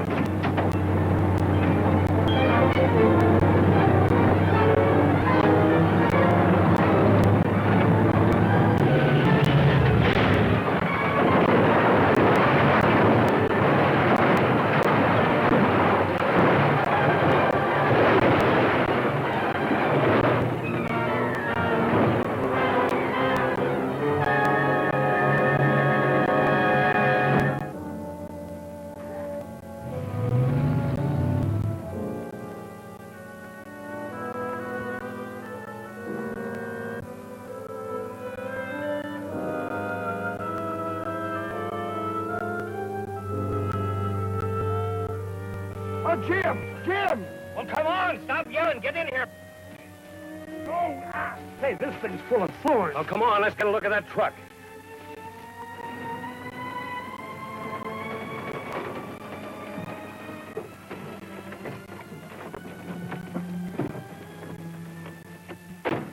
Why are you hoofing it? Where's the truck? Right at the bottom of the hill. Did the load get away from you? Not exactly. Well, we were doing all right till the truck pulled up right in front of us in the middle of the road. Was it our pickup truck? Well, we didn't have time to stop and look. Let's see it.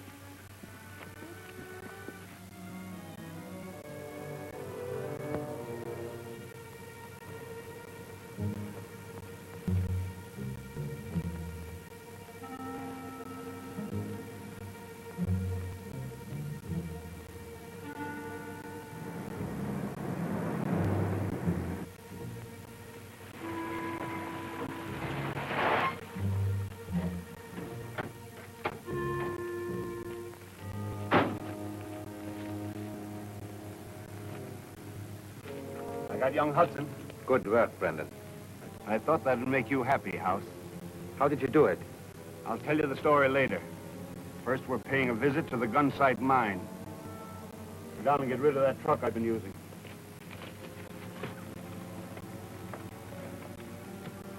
Take him out. Come on.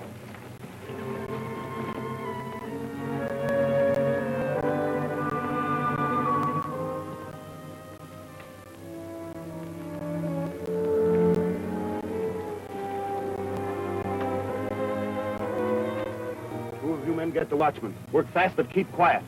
You fellas come with me. You too, Hauss.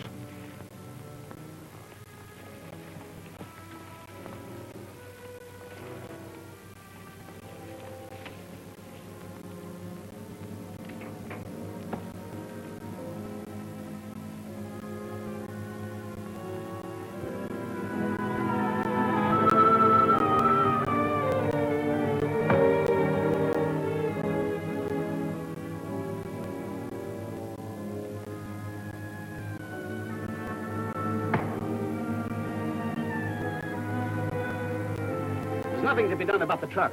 It shouldn't be hard for the men to get the timber out of there. We can get to it easier from the lower level.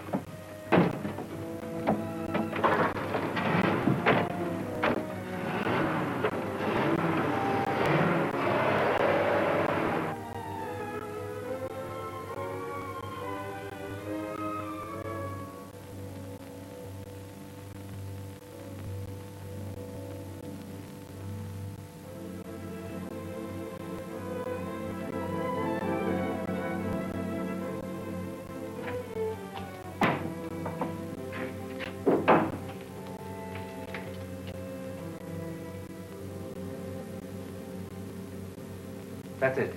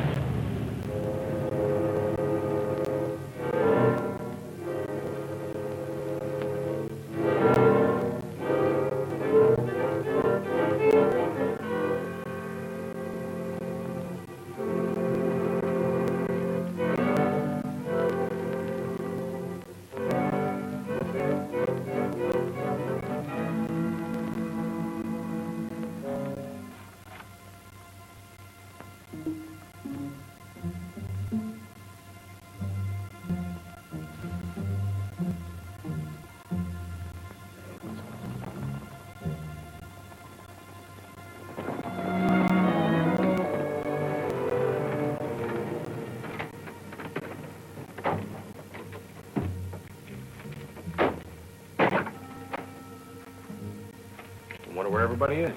Probably asleep where we ought to be. Well, that doesn't account for the watchman. Why, here he is. Somebody's knocked him out. Bosun, take care of him. I wonder if Dad's all right.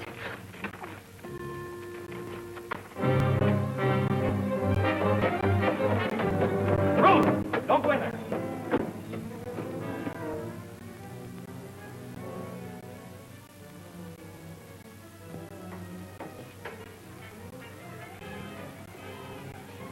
They've stolen the Paratron.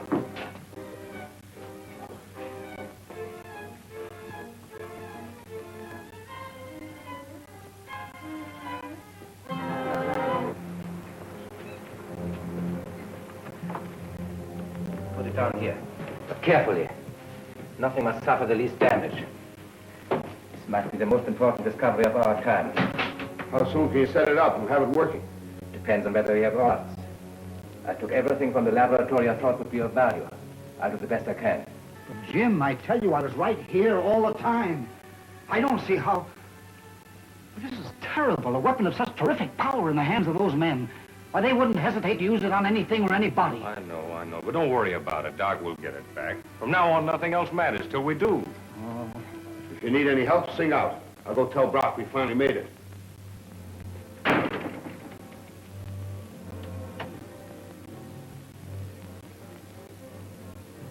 VR to HB. VR to HB. Come in, HB. Come in, Brandon. Well, Chief, we made it. Everything worked out according to plan. Good. What about the Paratron? We've got the Paratron here at the ranch. Dr. Hauss is putting it together now. And we'll be able to cover every bit of territory within a radius of 100 miles. You do the piloting, I'll do the observing. Well, I think that's an excellent plan. Perhaps, but why tomorrow night? Well, if they can put the Paratron together, they'll certainly want to use it. And if they do, we'll be able to see that light for 50 miles. What I want to know is where are you going to get the plane? I'll go and tell him tomorrow and ask Mr. Brock. So far, he's been able to give us anything we've wanted. I hope it works.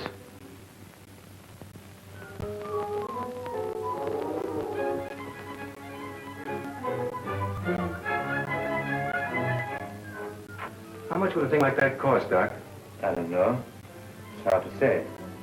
$1 million, perhaps? $1 million?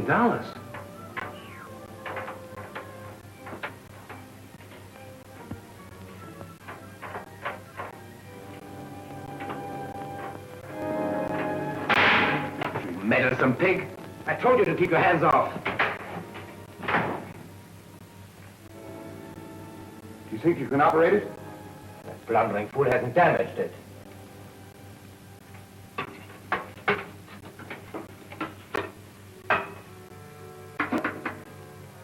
Well, I guess it's all right.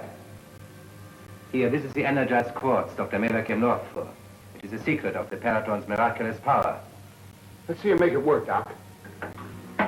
Try it out on that tree up on the hill there.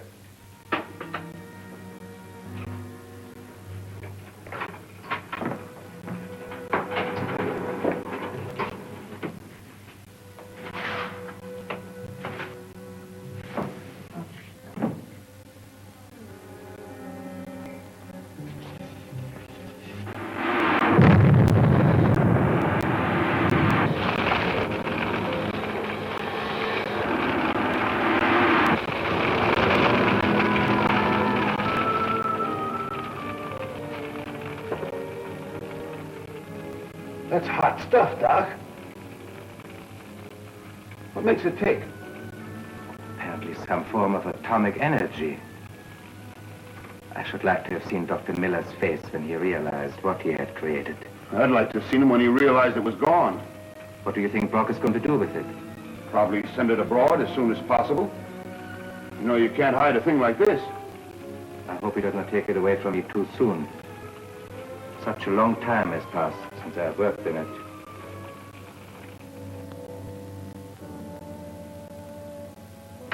Yes? There's a Mr. Jim Hudson here to see you. Jim Hudson. Send him in. Hello, Hudson. Hello, Mr. Brock. Sit down. Thank you. How are things going? How's it good? Could you help me rent a plane? Well, I'll try. Almost anything will do. It's just for some local flying. Well, I don't want to appear unduly curious, but if I had more of an idea of what you want it for. It's no secret. I want to find Dr. Miller's Paratron. Paratron? Yes, you know his invention? You've heard me speak of it. Oh, yes, of course. Don't tell me it's gone. That's right, it is. Well, you seem so concerned. Is it that important?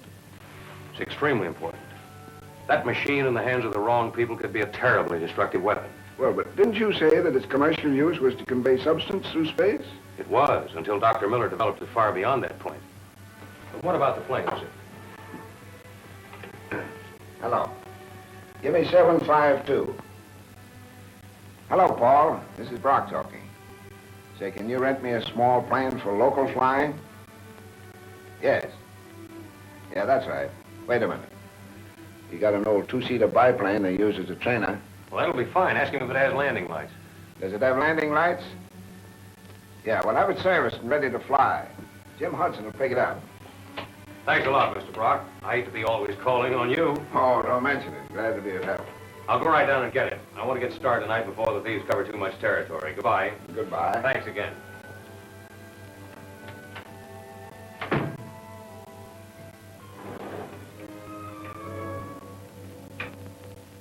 Now is your chance to test the destructive power of the Paratron. Tonight. Okay, we'll be waiting for him. And this time, don't report his death until you're sure of it. Right. Anything else? No.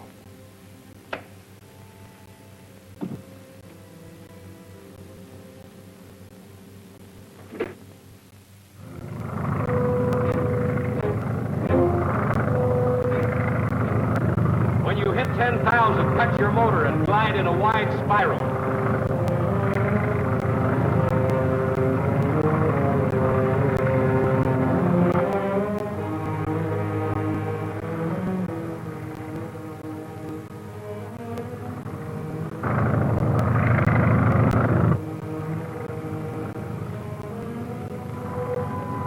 Hear that plane? There's one up there. It must be Hudson. It'll be a simple thing to find out. Train that gadget on the rocks over there. Just a flash. Oh, I see. You think they're experimenting? That's the idea.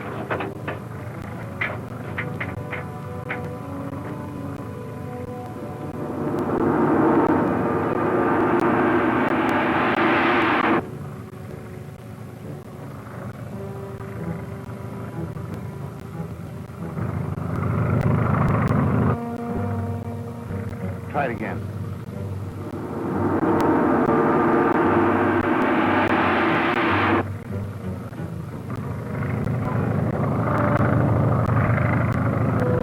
I just saw a beam of light. I'm sure it's the Paratron. He's seen it. He's cut his motor. What's that building down there?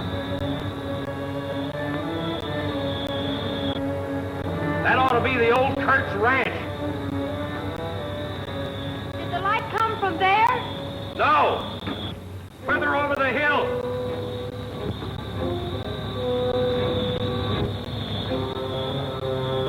There he is.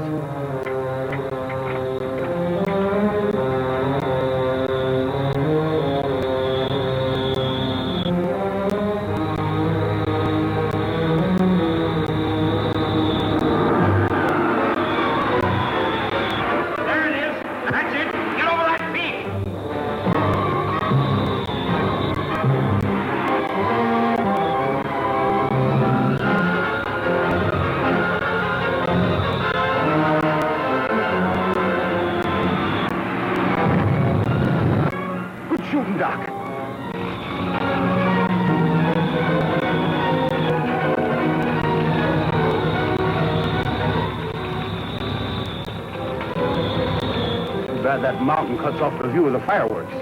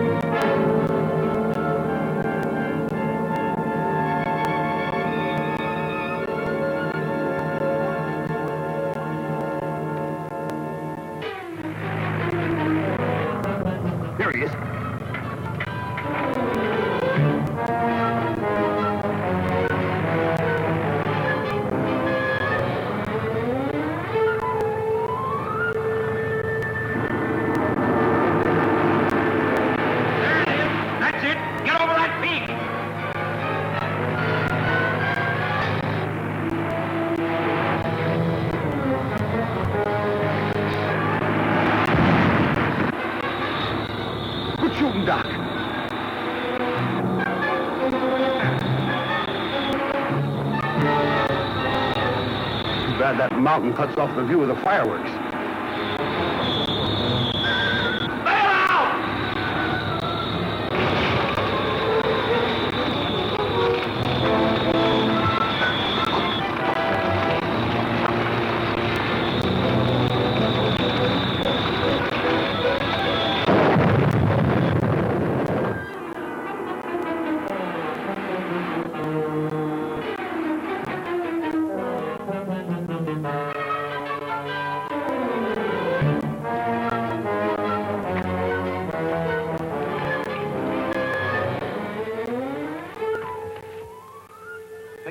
Back to the cabin. You're anxious to tell Brock about the big game we have bagged, aren't you? No. You can tell him if you want to. I'm tired of being proved a liar. You don't think Hudson lived through that? I'll believe he's dead when I've had the pleasure of burying him. I'm going to find the spot where that plane crashed. Come with me.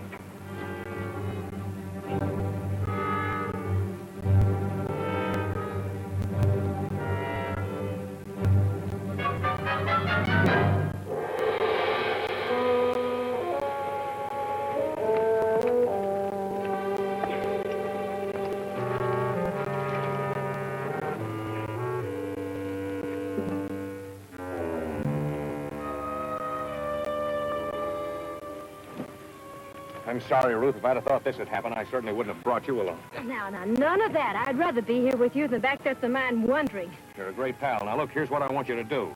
Take this compass and head due east. It ought to bring you out on the old mine road. What about you? I'm going back to where the plane crashed. I think whoever turned that ray on us will come snooping around. All right, Jim. Oh, yes. Take this. I won't need it. Goodbye now. Good luck.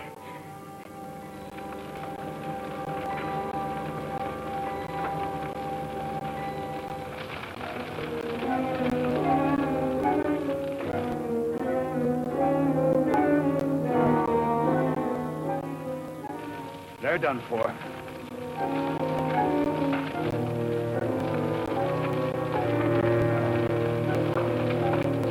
Let's get back to the cabin.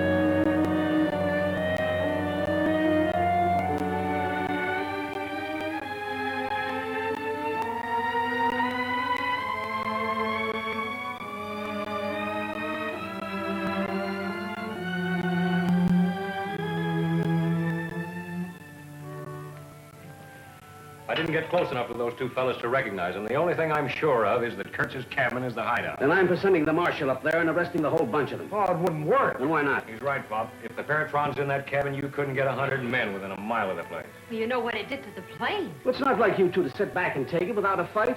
What's on your mind? Very simple. We know the outlaws have a spy right here at the mine. Well, I've been working on that. I've got 2 suspects myself. Wait a minute, Bob. Wait till I finish with them. First, we're going to feed them a little wrong information for a change. Mm-hmm. Follow this closely. We're going to spread the information around that we think the Paratron's at the old Pocket mine, and that we intend to go up there this afternoon. But instead of doing that... How many men did you get? 5 men's all we can spare. They're in the truck. I phoned the marshal. He's sending a deputy and some men over to Pocket right away. That ought to do it. Be seeing you. Yeah.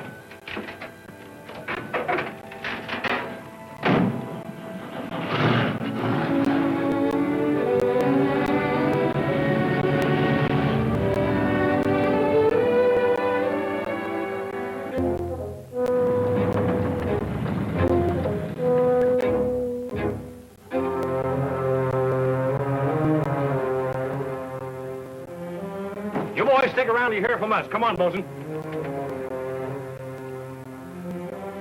Have you told Brock that we're getting the Paratron ready for shipping? Yeah, but I've got work to do before we move it out.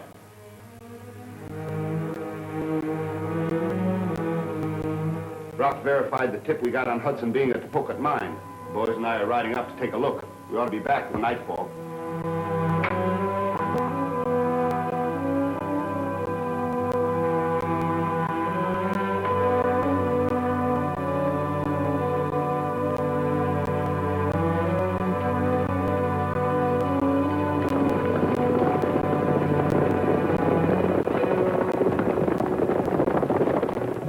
What's next, boss?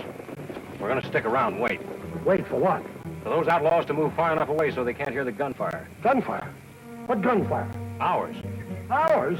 Sure, we're going into the cabin and see if the Paratron's in there. Now, look, while we're waiting, you go back to the truck and bring the rest of those men up here. Okay, boss.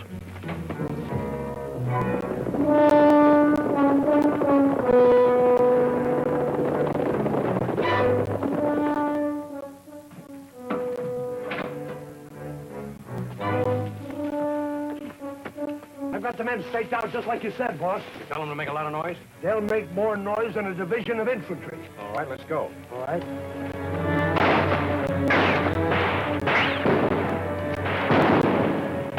We're surrounded.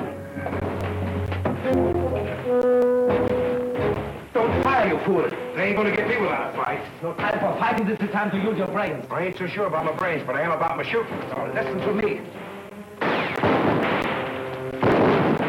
Either there's nobody in that cabin or we've killed them all. If there's anybody in there, they're cagier than I am, but I'm going down and have a look. Huh? Coming? Come. Oh.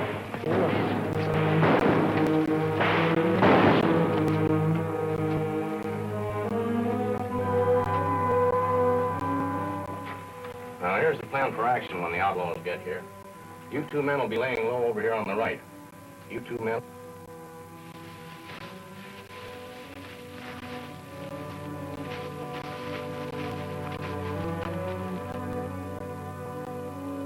You stay here and cover me. Oh, let me go, Jim. No, you're too big a target. If you see anything moving, be sure and hit it. I sure will.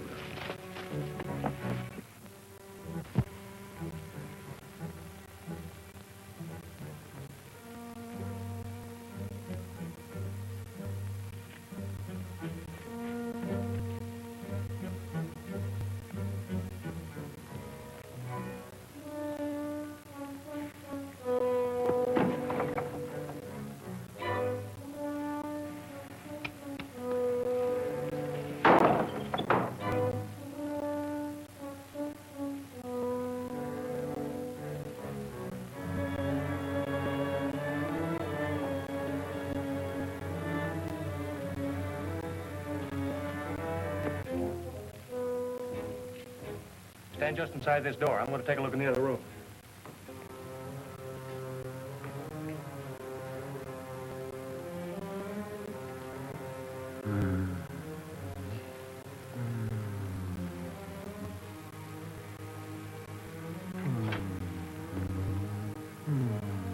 Bosun. Watch Dr. Hauss, help me get him untied. Well, I didn't know him. He was on the ship with us. Oh, Mr. Hudson, you have finally come. I'm so grateful, so thankful. Never mind that now, Doc. You take it easy while we look around. Search the rest of the cabin, see what you can find.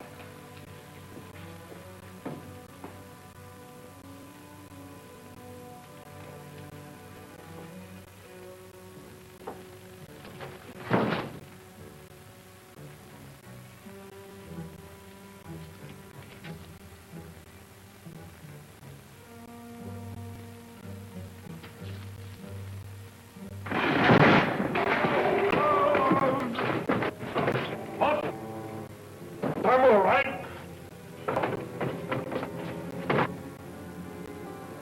Feeling better, Doc? Yes, much.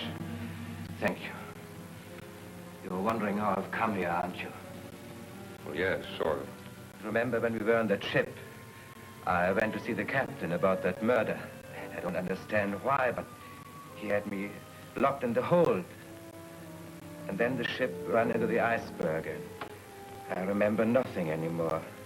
Nothing until one day I regained my senses and I was in the hands of these terrible men.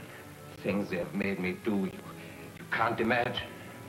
I'm so glad you have come. I couldn't find it anywhere, Jim.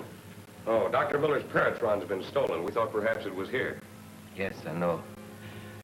With a gun in my back, they made me work it. So you were the one who tried to burn me up last night. They tortured me. They forced me. Take him back to the gun site. See that he gets plenty of hot food and rest. Come on, Doc.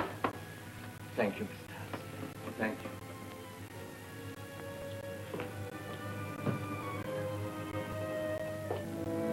Doctor!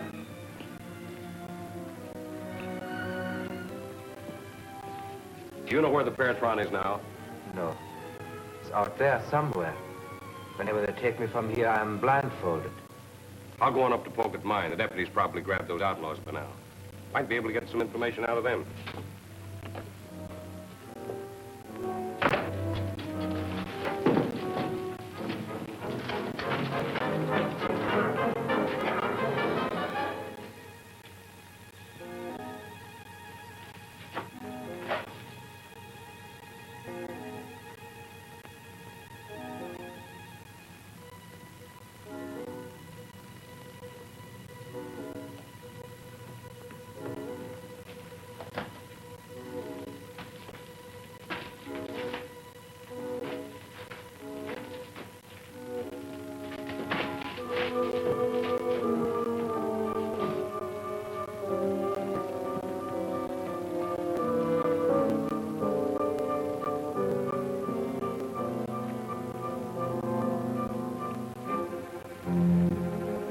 Beat him to it, all right.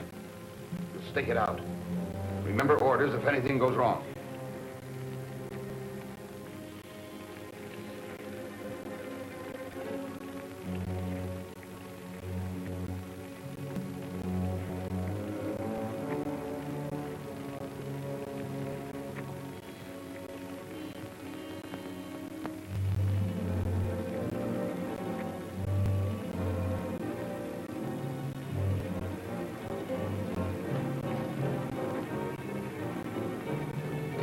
Drop your guns. You're under arrest.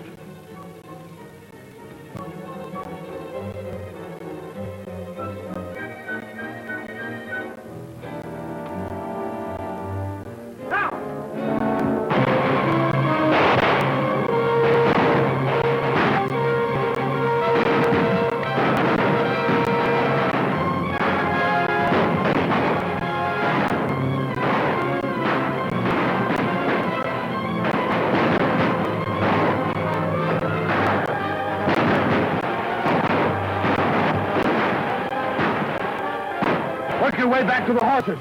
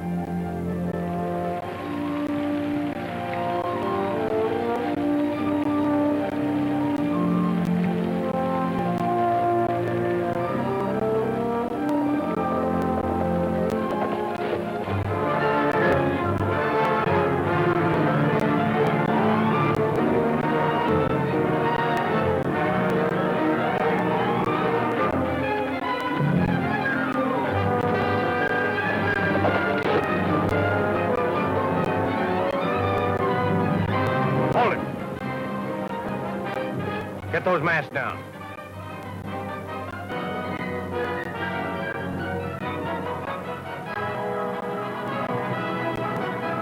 Get rid of those rifles. Dismount.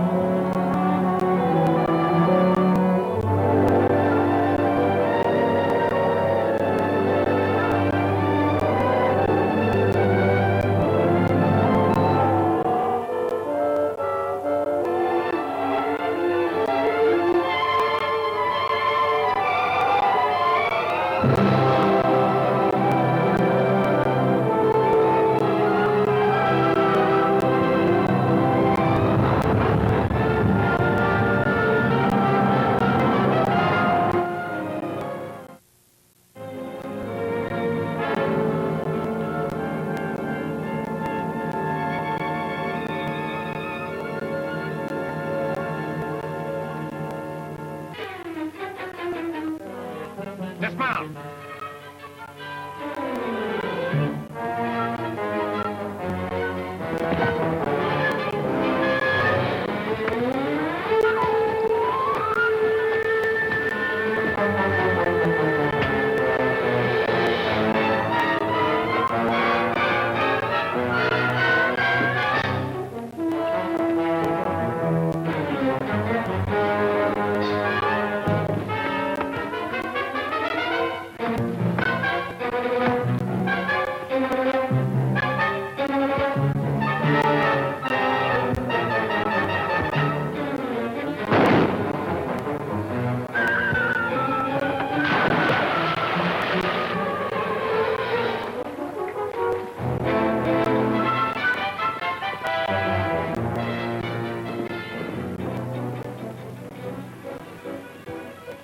Lucky thing I came along in time to plug Hudson. I'll bring him back to Kurtz's place, but be careful. Hudson's men may have taken over.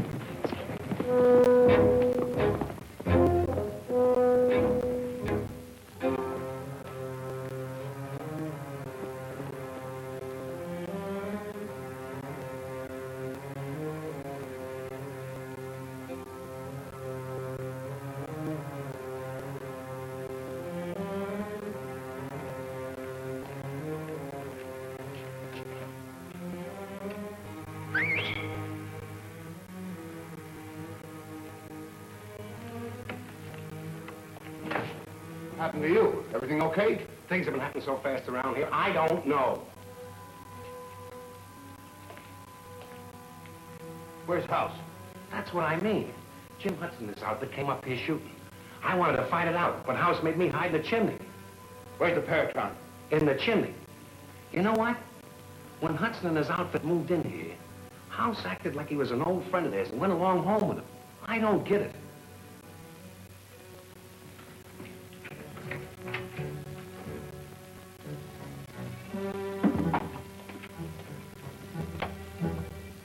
What do you think made Hauss rat on us like that for? Shut up. VR to HB. VR to HB. Come in, Brandon. The pocket mine deal was a frame-up. Hudson came here instead. But everything turned out all right. I ran into him on the way back. We had it out, and I shot him off a cliff. Good. What about the Paratron? They didn't get it.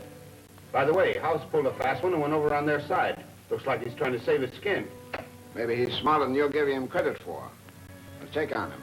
You'd better clear out of there right away. Where'll we go? Go to the pocket mine. After what happened today, no one will ever suspect.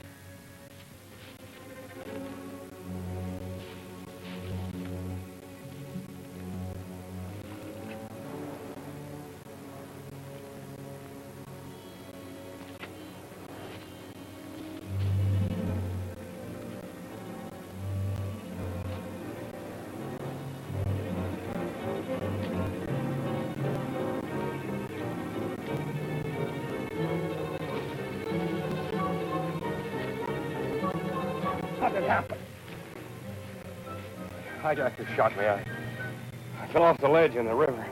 That's what you get for running away without me. Half inch lower and you wouldn't have been here. Come on, let's go home.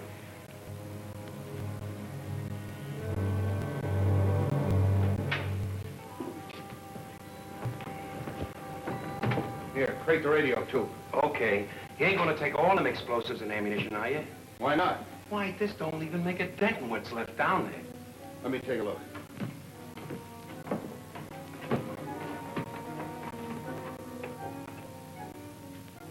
Guess you had more of that stuff than you thought you had, huh?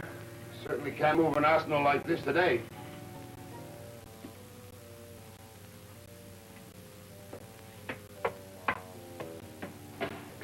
You gonna leave it here as is? Yeah, until later.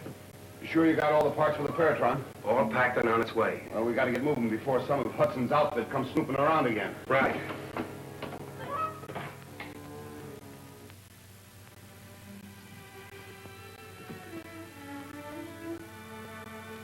Ruth.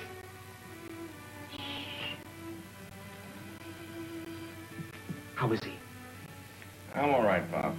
Oh, playing possum to catch a little sleep, eh?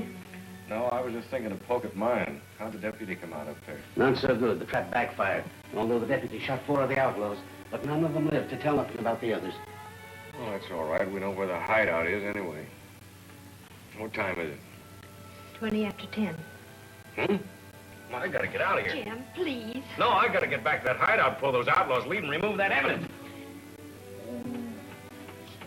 You need rest. Yes, try to keep him quiet at least until morning. I don't think you can keep him down longer than that. You will notice here how I've broken down the atomic structure of the energized quartz. Mm-hmm. Of course, this is my own conception of the structure. Later facts may prove me wrong. Oh, I see. A working hypothesis. Exactly. Oh, you tired? Oh, no. Please, go on. I had another version of the same problem. It was here someplace. You two still out? Well, it takes a lot of time to bring Dr. Hauss up to date on the development of the Paratron. Dr. Miller has made such great strides. Since you're in the mood to talk shop, I better be going. No, wait a minute, Bill. Don't go. I want to ask your advice about something. Fire ahead. Dr. Hauss is very doubtful about our chances of getting back the stolen Paratron. He suggested that we start working on another. What do you think? That's entirely up to you. Well, I hate to keep imposing. I don't want to hear any more talk like that. You stay here as long as you want and do what you want. Thank you, Bill. How's Jim? Oh, he'll be all right in the morning. At least I hope so. Because he'll want to go to the Kurtz ranch to look around whether he's well or not. You lost a bet, just like I figured you lost a bet and Jim won. You said we couldn't reach the crystal quartz from the lower level, and we went and did. It's getting bigger all the time, too, just like big streaks of lightning. And I do mean lightning. I've got to see this with my own eyes. This is right up your alley. I'll get Jim. You leave Jim alone. We'll tell him in the morning.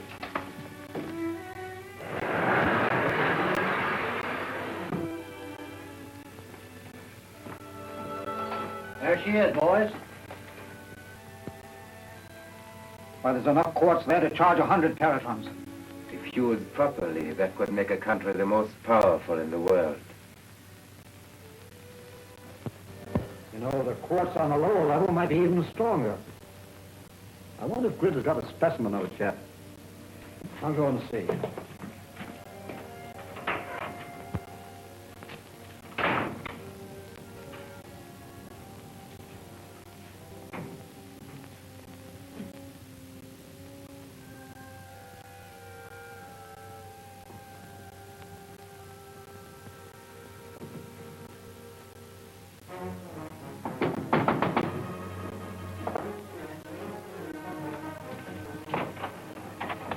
Hutz wants to see you at Sasquatch tomorrow. Tell Brannon that Jim Hudson will be at the Kurtz Ranch in the morning. Okay.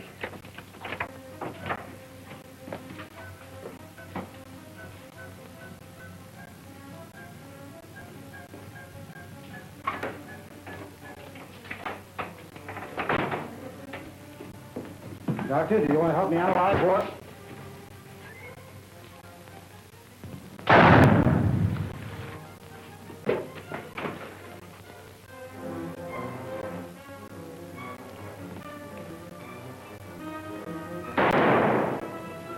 Did you get him? I don't know. What'd you see? Somebody was snooping around the lab. You told me to shoot even if it was one of our own boys. That's right. Go check the bunkhouse and see if everyone is there. They got the Paratron. What do you think they're after now? Dr. Miller. They're after me. You? I know it. I feel it. They want me, and they won't rest until they get me. No, don't you worry, Doctor. I'll assign a man to guard you day and night. Thank you, Mr. Hudson. Thank you. Get everything? Yeah.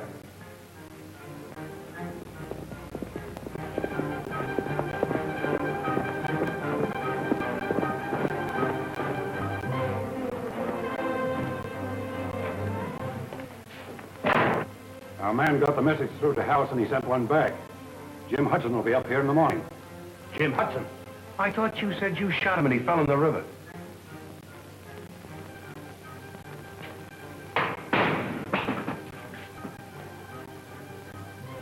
Did you say in the morning? Yes.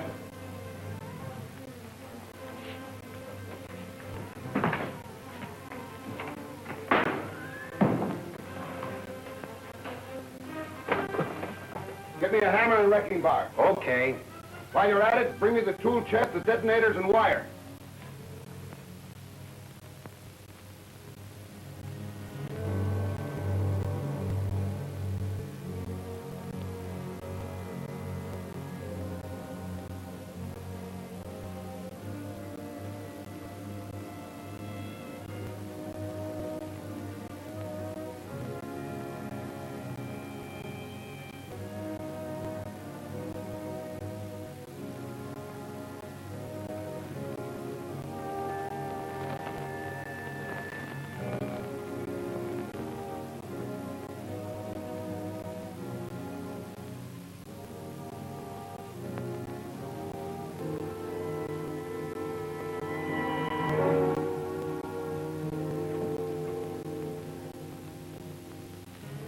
You sure that booby trap's gonna work?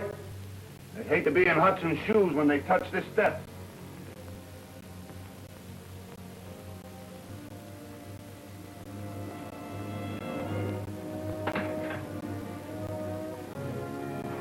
Finders keepers, huh? Whoever finds this is out the keys. Get it?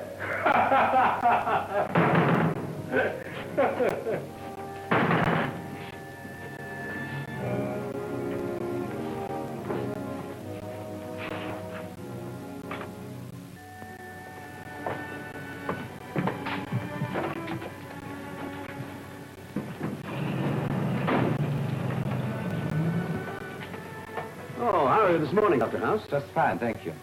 Oh, Mr. Hudson, excuse me, but I would like to ask you to do me a favor. You see, I'm so badly in need of clothes and other necessities. I was wondering if you could give me the loan of a car so that I could ride to town. Why, sure. I'll send a couple of the boys with you, though.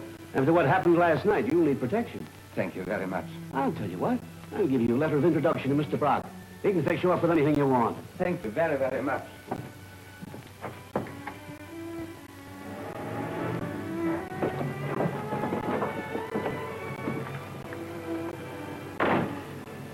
All right, you two fellas, stake yourselves out around the house and make sure nobody surprises.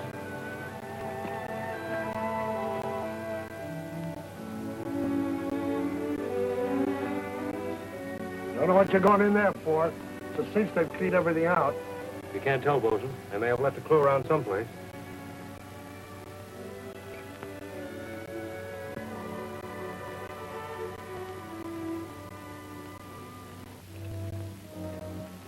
Look around, Bosun. If you see anything, sing out.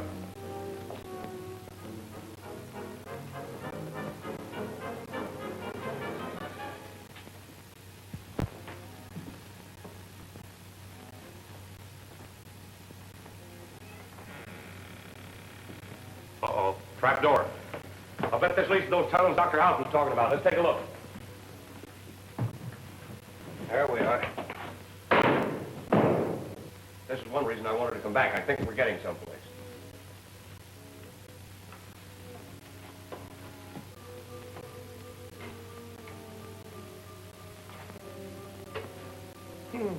All the modern conveniences. Should we take a look? Sure. You better stay here.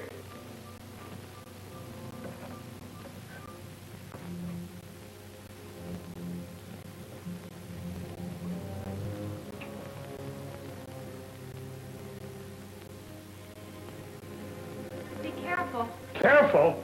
Why? Do you think the place is haunted?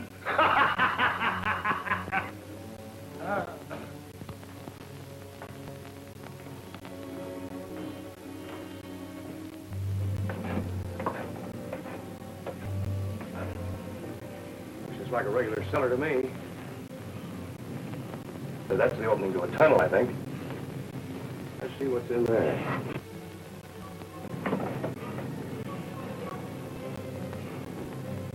Bosun!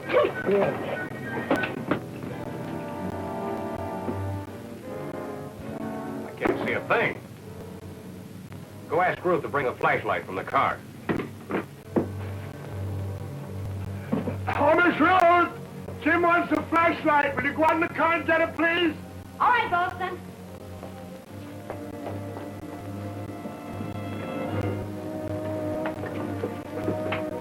Jim! Yeah, over here. Your eyes will get used to this dark in a minute. It's like they were hoarding sugar.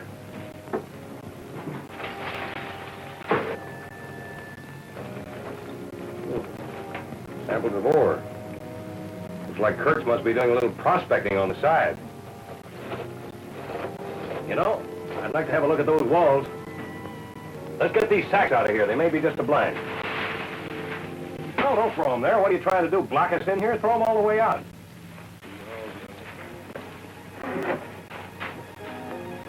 That's it.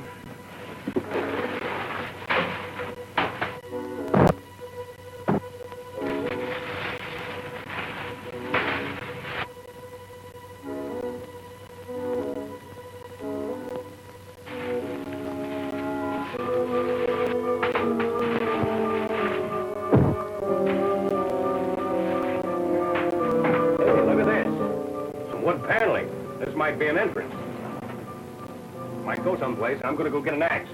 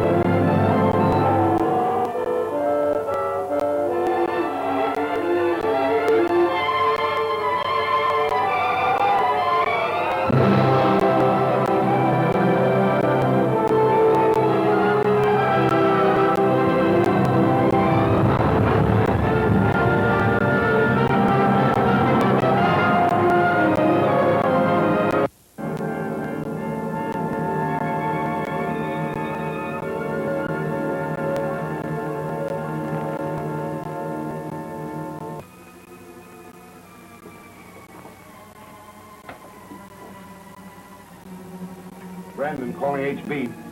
Brandon calling HB. Come in, Brandon. I'm reporting from the Pocket mine. We got the Paratron here without a hitch. Are you sure you left nothing important at the Kurtz ranch? I took everything, Chief. That is, everything except about a ton of high explosives. Well, suppose the Hudson outfit finds that. That's the idea. When they do, they'll never know what hit them. I rigged up a booby trap on the bottom step in the tunnel. Whoever comes down those stairs will blow himself and the whole house to kingdom come.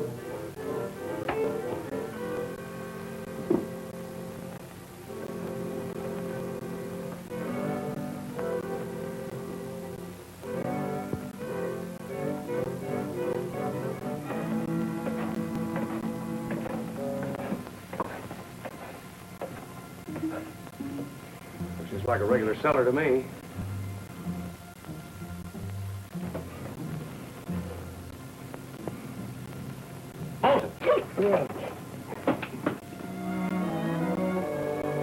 Jim! Yes? Never mind the axe. We don't need it.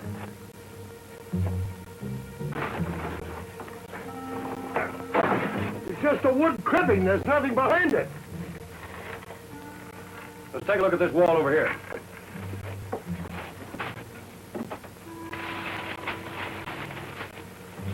Let's get these out of here.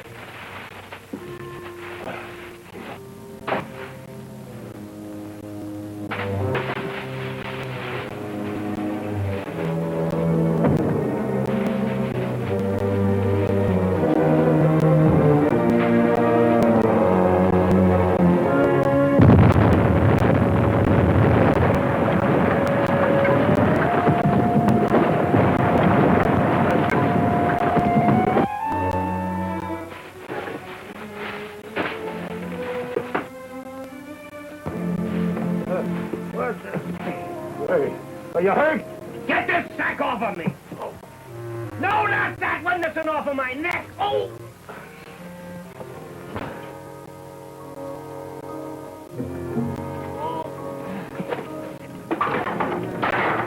Jim! Bosun!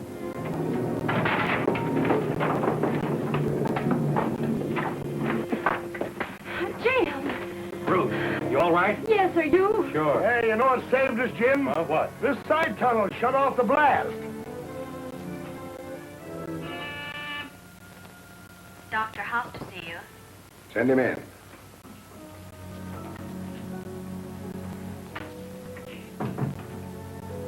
Well, I was afraid you wouldn't make it. Very simple. Did anyone see you come in here? Possibly.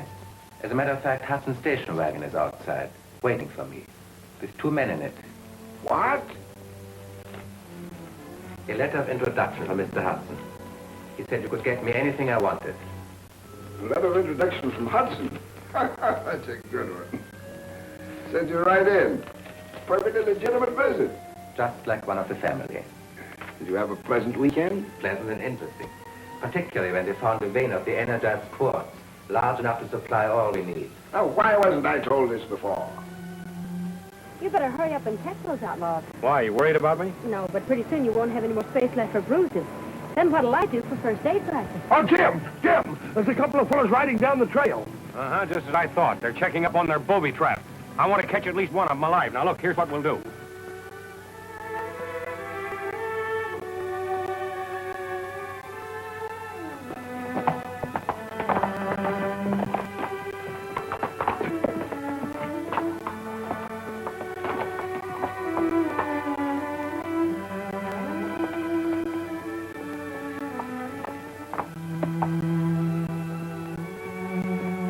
Hold it. Get off that horse.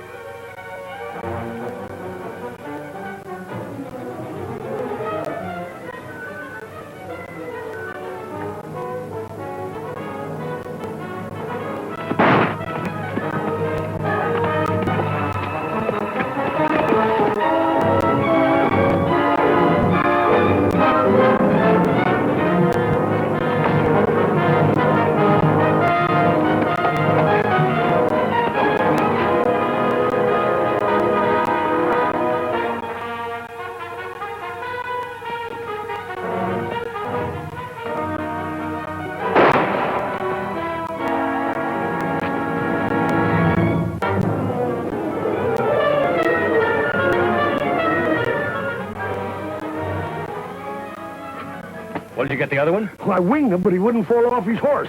There's something wrong with this gun. Yeah, I was afraid of that. Well, I got this one anyway. We sure did. Go see if you can find his horse.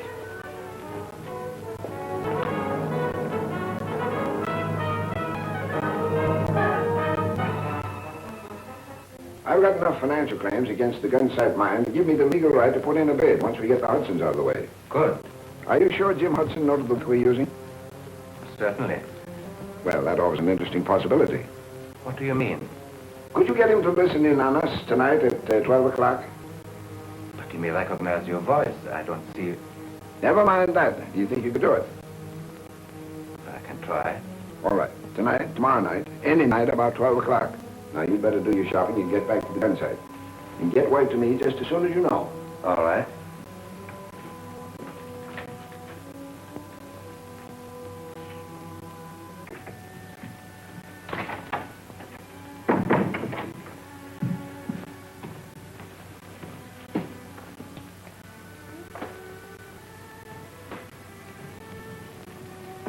One of your men hurt? No, one of the outlaws. I got him this morning. I hope we can get some information out of him.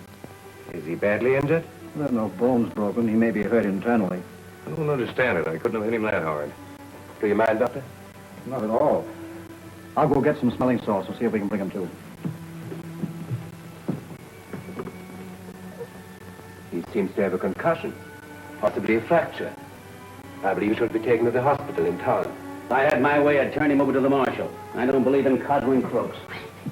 I'll bring the station wagon around front. You telephone the hospital and make the arrangements, will you, Ruth?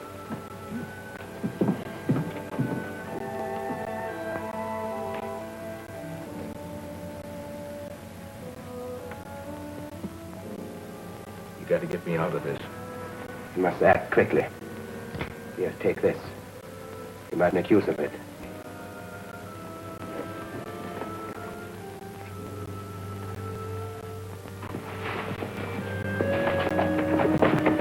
Just had word from the chief that you're not to use the shortwave anymore till you hear from Hauss.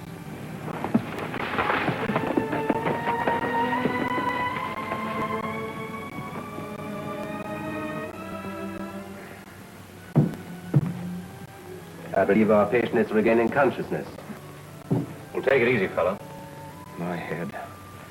My head. Oh, you'll be all right. Do you think you can answer some questions? You might try. Tell me, where's your gang hiding out? No. Well, who's your leader? No. You'll have to talk sooner or later. You might as well tell me now. He was muttering something about shortwave, as if he had to listen for something at a certain time. Radio, huh? I wonder... Were you supposed to listen to a shortwave broadcast? Oh, leave me alone. Tell me that one thing and I won't bother you anymore. Shortwave. Midnight. Midnight. Help me get him out of the car.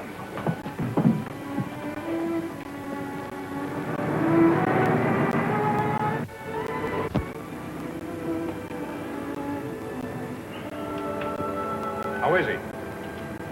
He's all right. He's a little bit restless.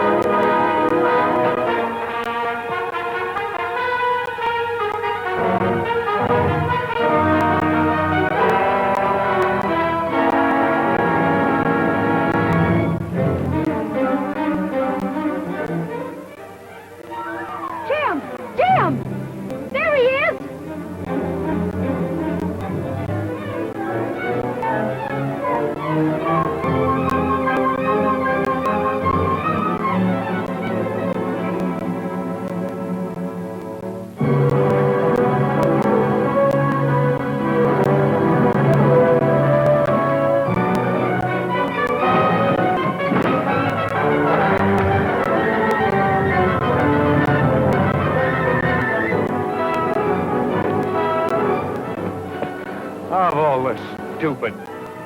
Imagine me falling for a trick like that. For a man with a fractured skull, he's doing all right. You're telling me.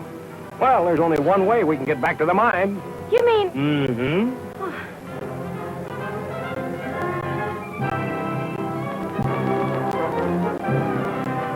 You know, there's one thing I can't figure out. What, Jim? The knife.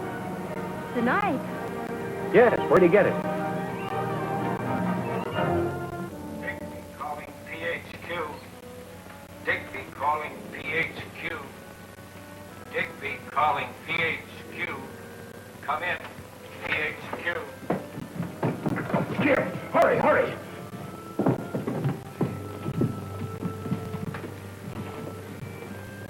PHQ. Come in, Digby. PHQ. Come in, Digby. Be at the Morley mine at dusk tomorrow with 5 mounted men and 4 pack horses.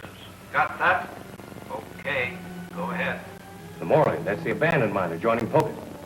Move the boxes you will find at the bottom of the old shaft in the designated spot on the coast. Got that? Okay. Digby off.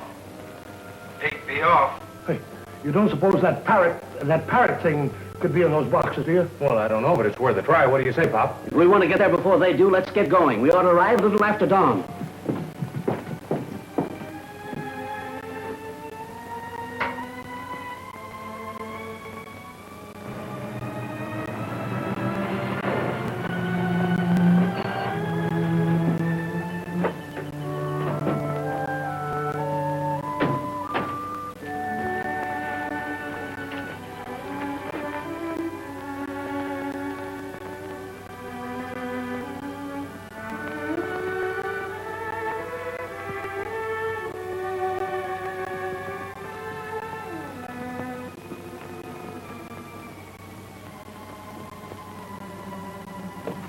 But Jim,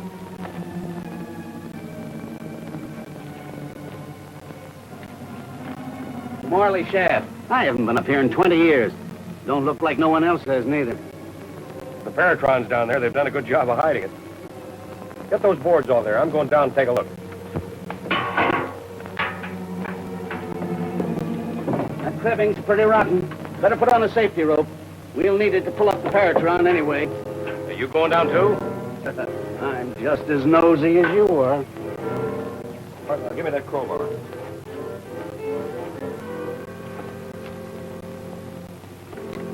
There you are.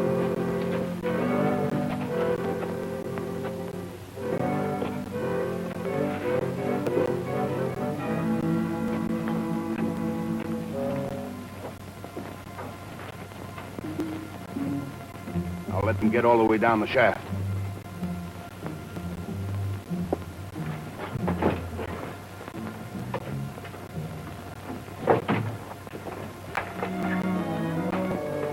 There we are, Pop. I've got to hand it to you, son, for some smart figuring. Come on, let's get it out of here. Wait a minute, Pop. That doesn't feel right. Rocks.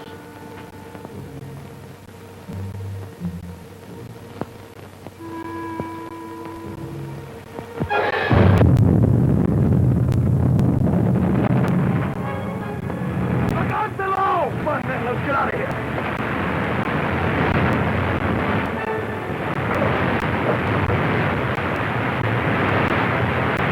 How's that for the perfect accident?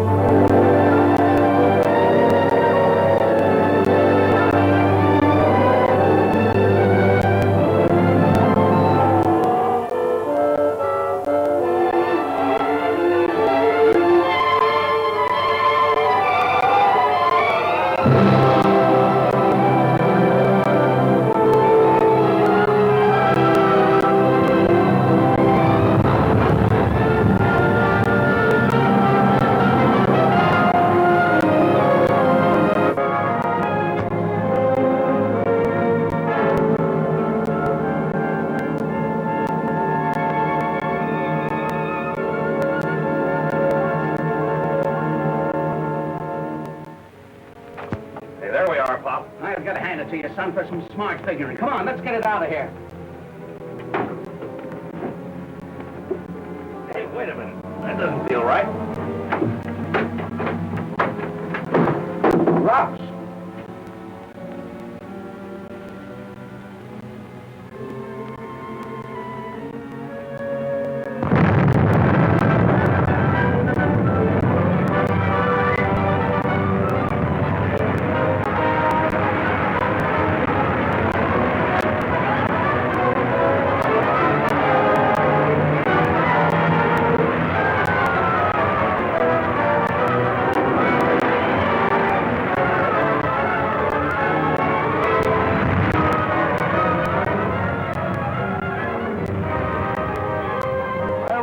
Stand here. Let's start digging them out. It's tough, Bosun. We couldn't reach them now.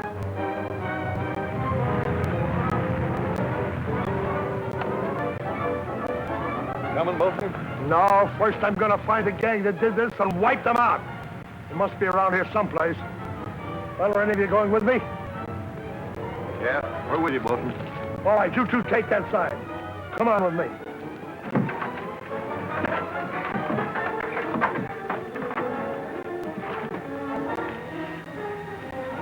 Hey, it's a lucky thing that old cribbing wasn't strong enough to hold that dirt. You still got that spare play? Well, that's it.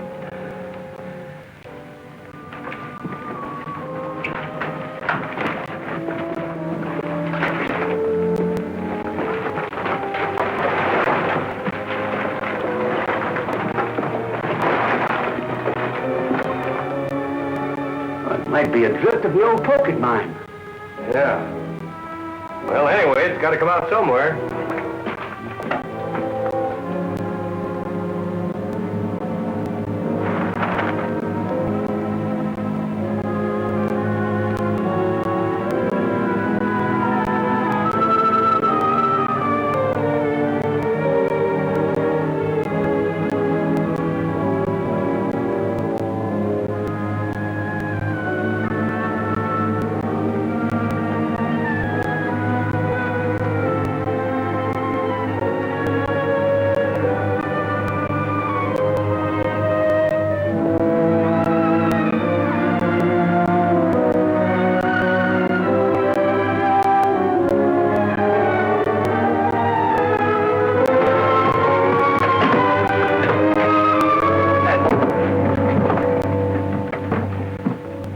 These guys around. I'll go ahead and take a look. See if the Paratron's in any of those boxes.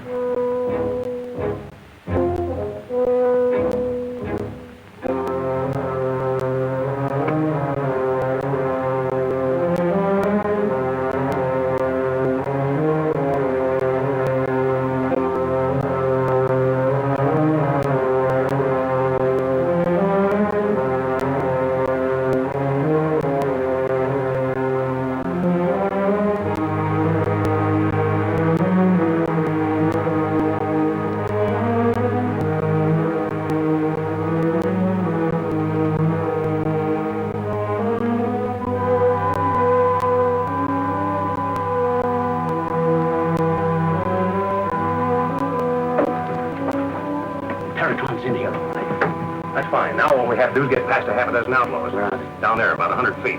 Hey, where's that guard? No, don't worry about him. He's all tied up and tucked away. Good. You ready? Yeah, we'll have to shoot our way out of it. And with one gun. I wish I'd...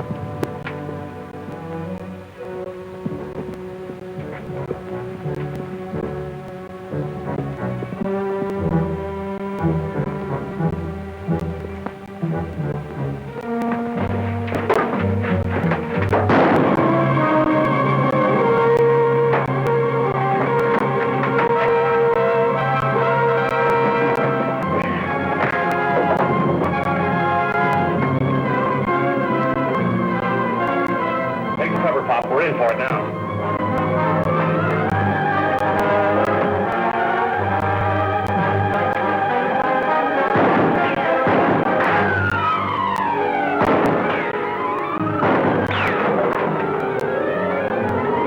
Get a couple of torches. I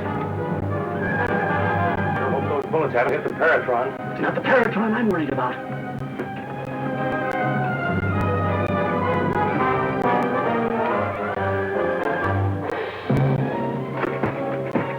have plenty of ammunition anyway, Bob. Here, you better stock up. Here, come again. Look at those crazy fools, waving torches so we can see them better.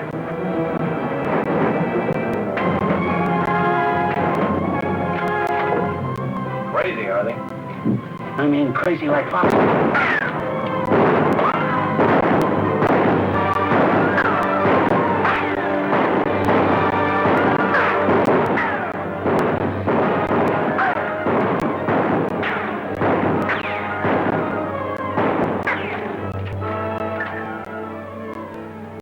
It's like shooting black cats in a dark alley.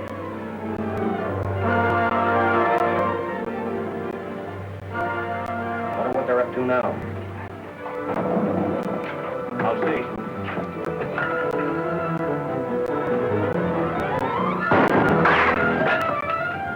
Well, you saw.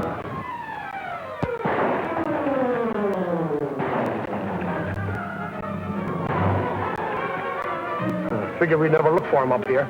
Go back and get the others. We gotta get those flares out of here. You take the one over there and I'll get this one over here.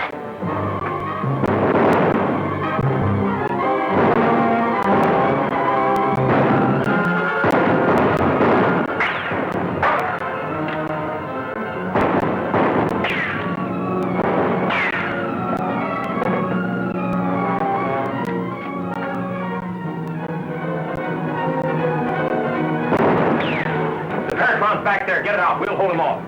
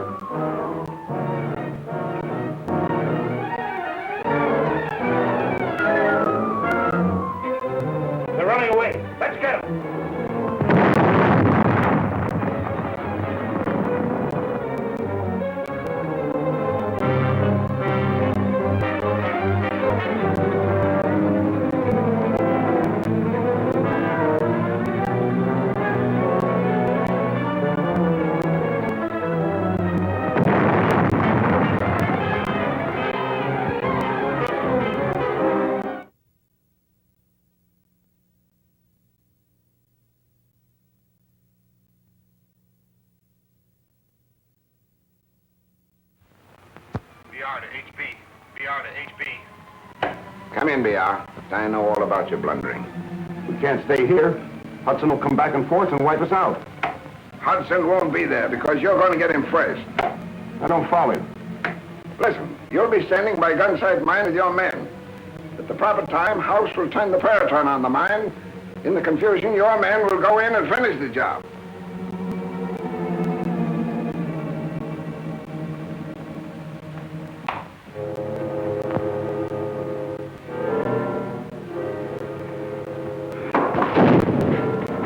Well, I reached the end of my rope.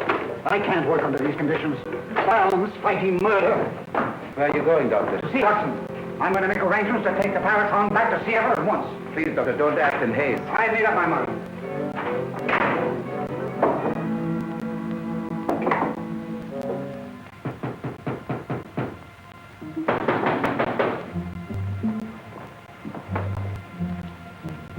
A message come in from Brock. Turn the Paratron on the mine buildings. Destroy everything you can. And be sure you get to Hudson. What about me? Brandon is standing by. The explosion and fire will be his signal to attack. I could do it right now. They're all in the house.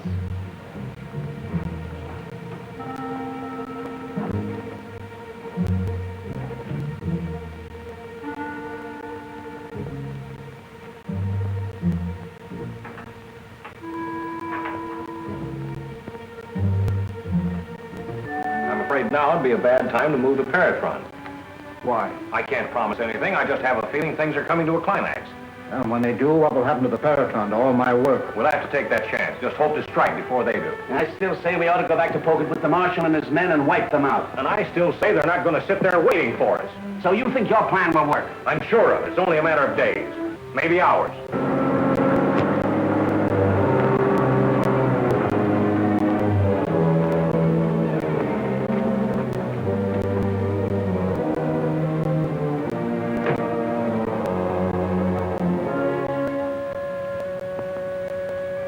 Relax, boys. Nothing yet.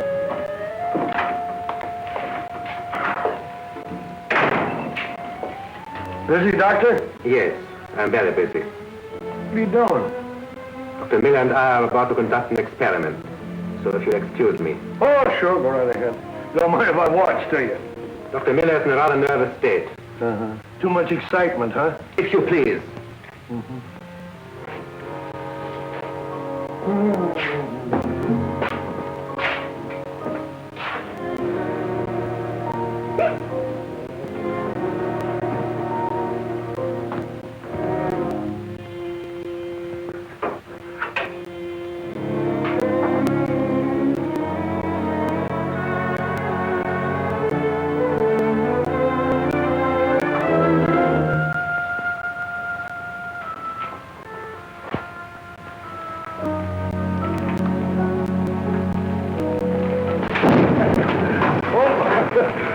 I'm sorry, it scared you, didn't I?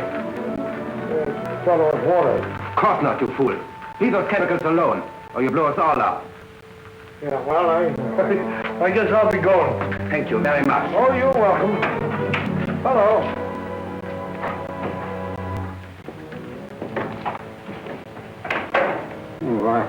Why is it loaded? What are we doing? We were about to measure the speed of the light beam. Oh, yes. I've been making preparations. I see.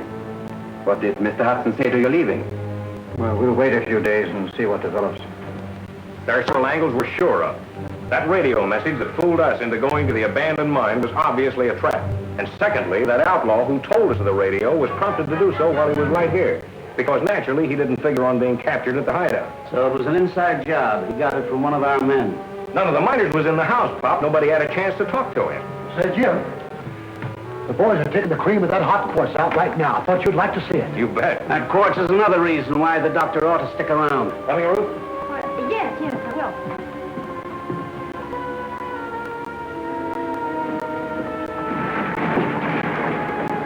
I don't think I should go down, Jim.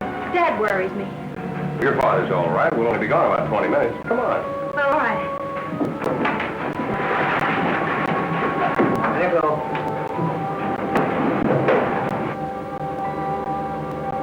We will direct the beam through the window against the hill and measure the speed that way. No, that way you won't get the distance, Doctor. Besides, it is too dangerous. I suggest we take the Paratron outside and direct the beam into the sky, where it can do no harm. You're quite right. It was very thoughtful of me. I'll get a couple of the boys to help us.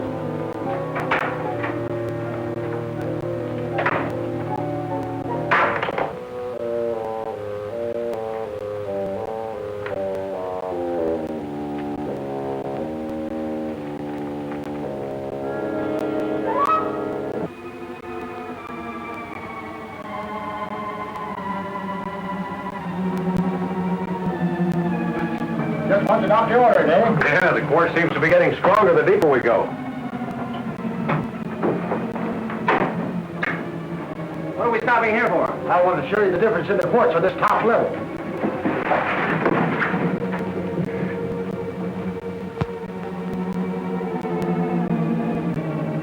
You're not getting the stuff out fast enough. Put the men on a double shift. Do we get a bonus? You're getting too much overtime already. Don't mind him. You'll get your bonus.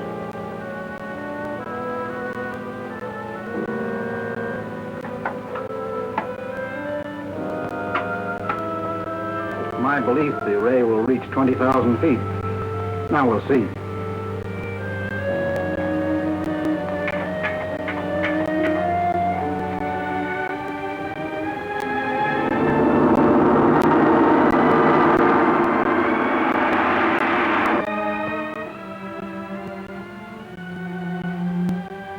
There's the beam.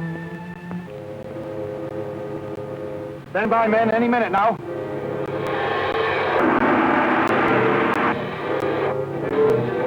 Give it more juice.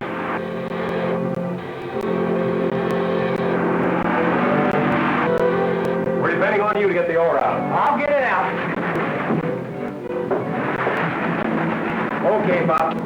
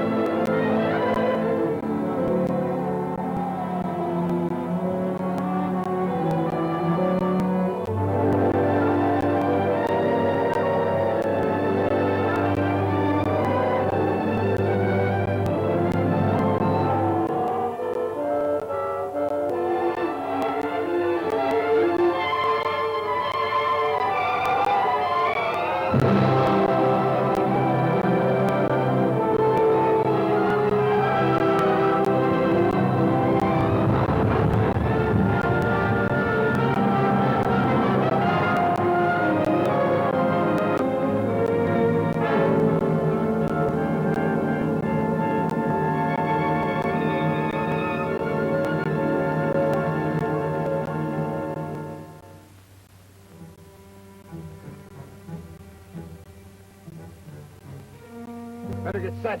As soon as the Paratron blasts the mine, that's when we attack.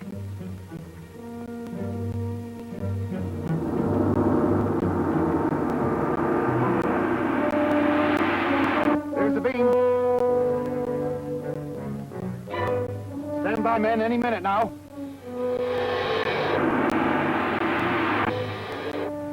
$15,000.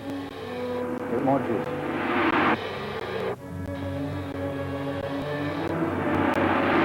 We're depending on you to get the ore out. I'll get it out. Okay, Pop.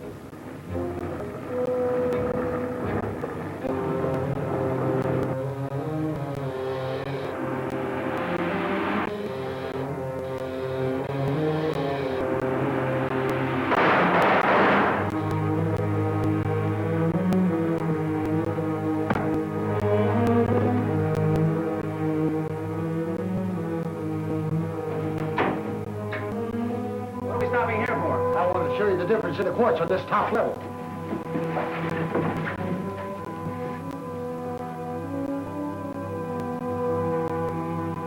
You're not getting the stuff out fast enough. Put the men on a double shift. Do we get a bonus? You're getting too much overtime already. Don't mind him. You'll get your bonus.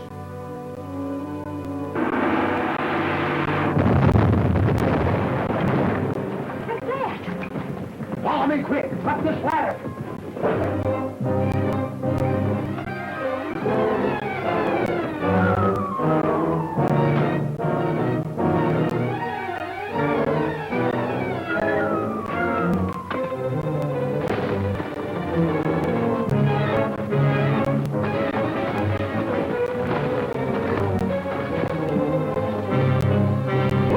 Fire under control. Come on, Grit. I wonder if Dad's all right.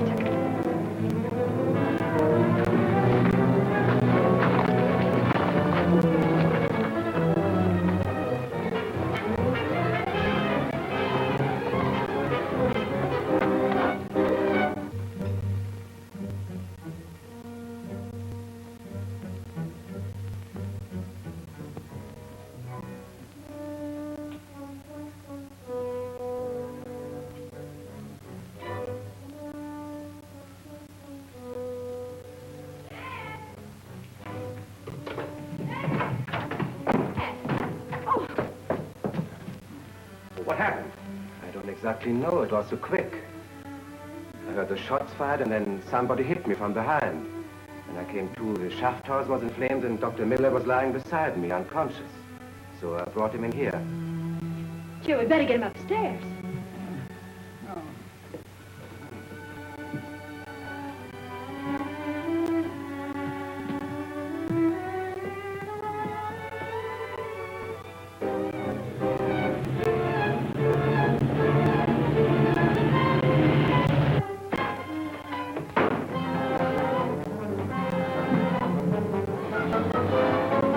Here's your guy. There's the gun he used. One of your own trusted men, too. Kessel. Bosun, are you sure? Why, I saw it with my own eyes. And this must be the man who attacked Dr. Miller and myself. Come on, sit back and make yourself comfortable. Now tell us all about it. Might as well talk, Kessel. Who's behind this? Who sent you here? Who's paying you? Come on, start singing before I work on you again.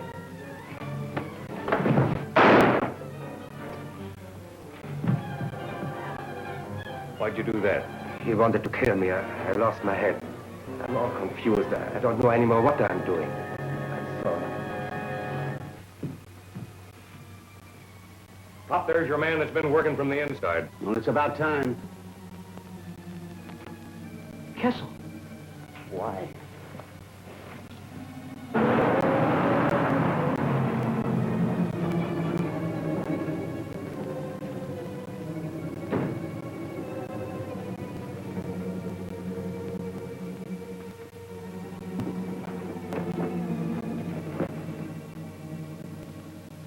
Looks like Hauss did his stuff. This ought to be easy.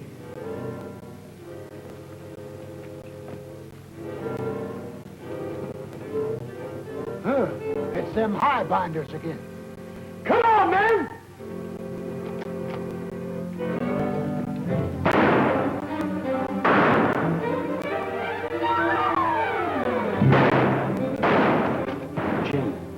rifles.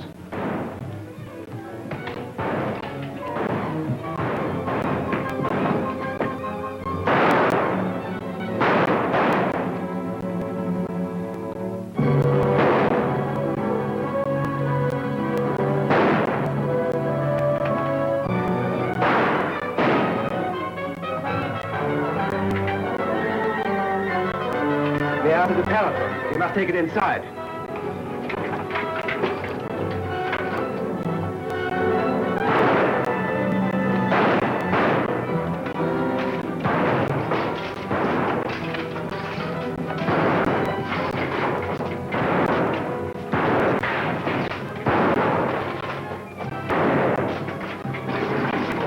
What are you going to do with that? Shoot it on the outlaws. I'll leave it where it was.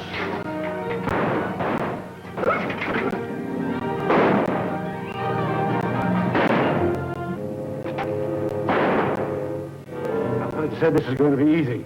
I had a hunch Hauss would bungle this deal.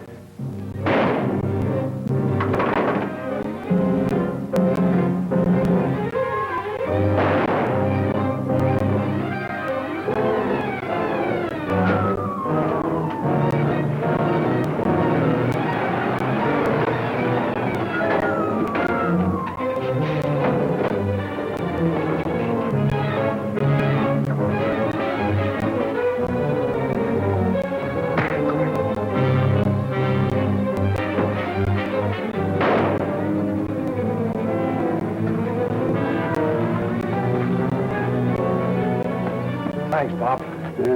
That's the last of this gang. I hope so, but we better make sure. Well, boys, the smokes are on me. Light your own cigarettes. And get back to work. What do you think this is, a birthday party? I'm sorry you wouldn't let me use a Paratron then. That's too bad. Maybe you better go outside and see if they got them all.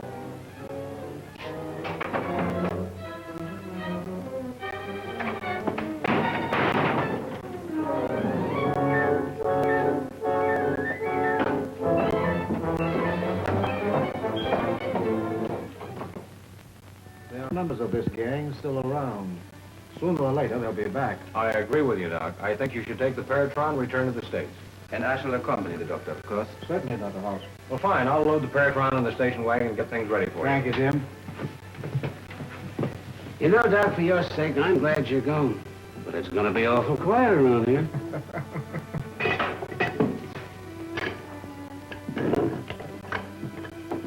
When are we leaving? Immediately. You are to drive me to town with the Paratron. Dr. Miller will follow in the other car. All right, check and see if we got everything.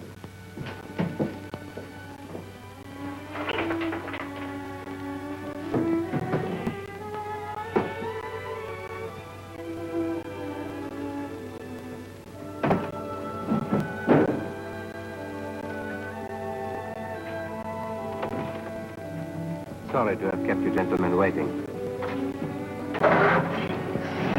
See you later, Bosun.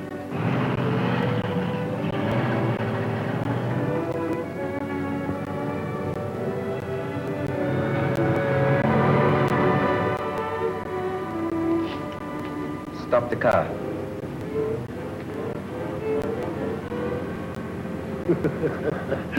Put that thing away. You could kill a guy with that. Stop this car.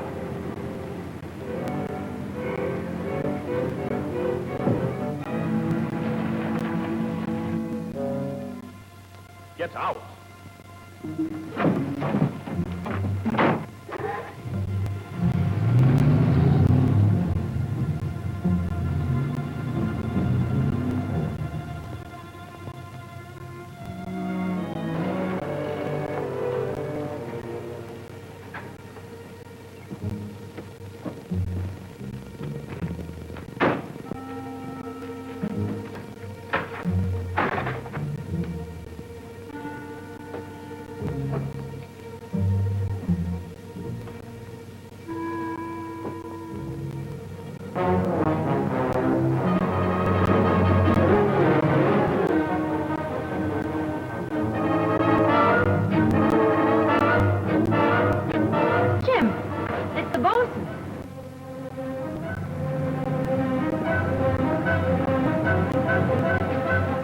What happened to you? You were supposed to go on into town. Well, he pulled a gun on me. Well, that wasn't quite according to plan, was it? You know, that might work out even better. Does he know we're following you? I don't think he suspects a thing. Well, get in.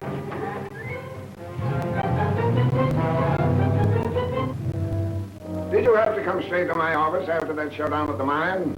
Where should I have gone? Never mind. The thing now is to get you and that Paratron out of town fast before the Hudsons come looking for it. So, this is what I spent all those weeks trying to get, is it? Let's have a look at it.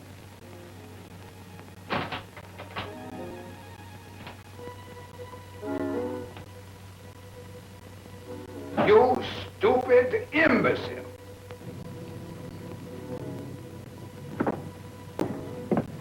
He went into Brock's office. I can't understand it. What's so strange about that?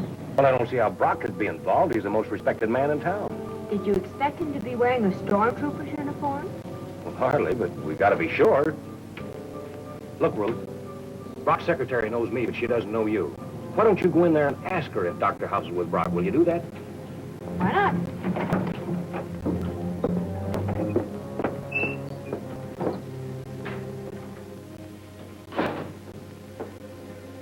I came into town with Dr. Hauss. He told me to meet him here. I see. Well, he's in with Mr. Brock just now. Shall I tell him you're here? Oh, no, don't bother. I have some shopping to do anyway. I'll drop back later.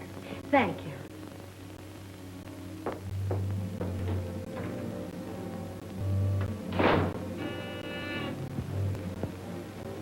Yes? Miss Miller was looking for Dr. Hauss. How do you know it was Miss Miller? From Brandon's description of her. Did you tell her Hauss was here? Yes, How long ago? just now. Well, it becomes clearer every minute. You walked into a beautiful little trap. What are we to do? Brandon and his men are gone. Shut up. No one left but us. Deputy Marshal's office, please. Why do you call the marshal? You're mad. Hello, Marshal. This is Brock speaking. There's a troublemaker on his way here to annoy me. I'd like to have you take care of him for me. You will? Thank you. I guess that'll take care of the Hudsons. I don't see how. They've suffered serious losses lately. Trucks, buildings, planes. They've become involved with a dangerous maniac named Miller, who has an infernal machine, killing and destroying with it. Will the marshal believe that? In this town, people believe what I tell them and do what I say. Well, he isn't the first big shot who's a fascist at heart. There's one sure way of finding out. Come on, Bosun.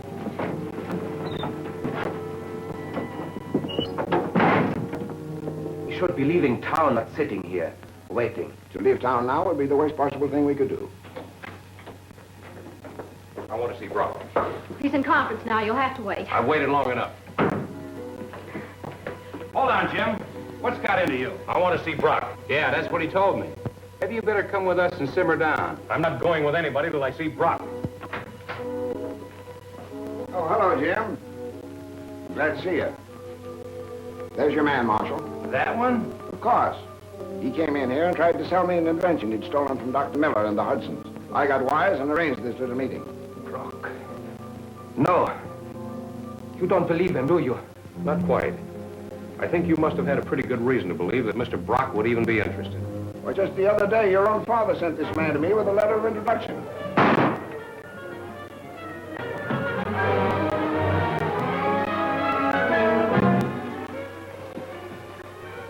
Traitor. Shot is too easy for him. In my country, he would have suffered for this coward. Take him out of here and lock him up. What's it all about? Why don't somebody tell me something? This man's a spy. What? He's in the pay of the enemy. So is Brock and his whole gang. You'll find out about it soon enough. Go on, get him out of here.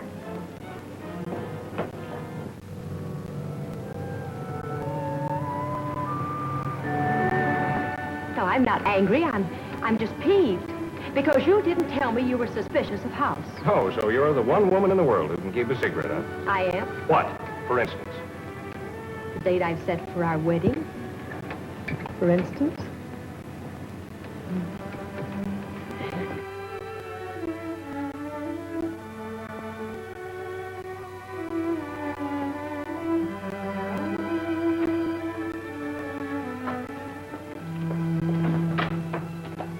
Take your hands off me, you big lug.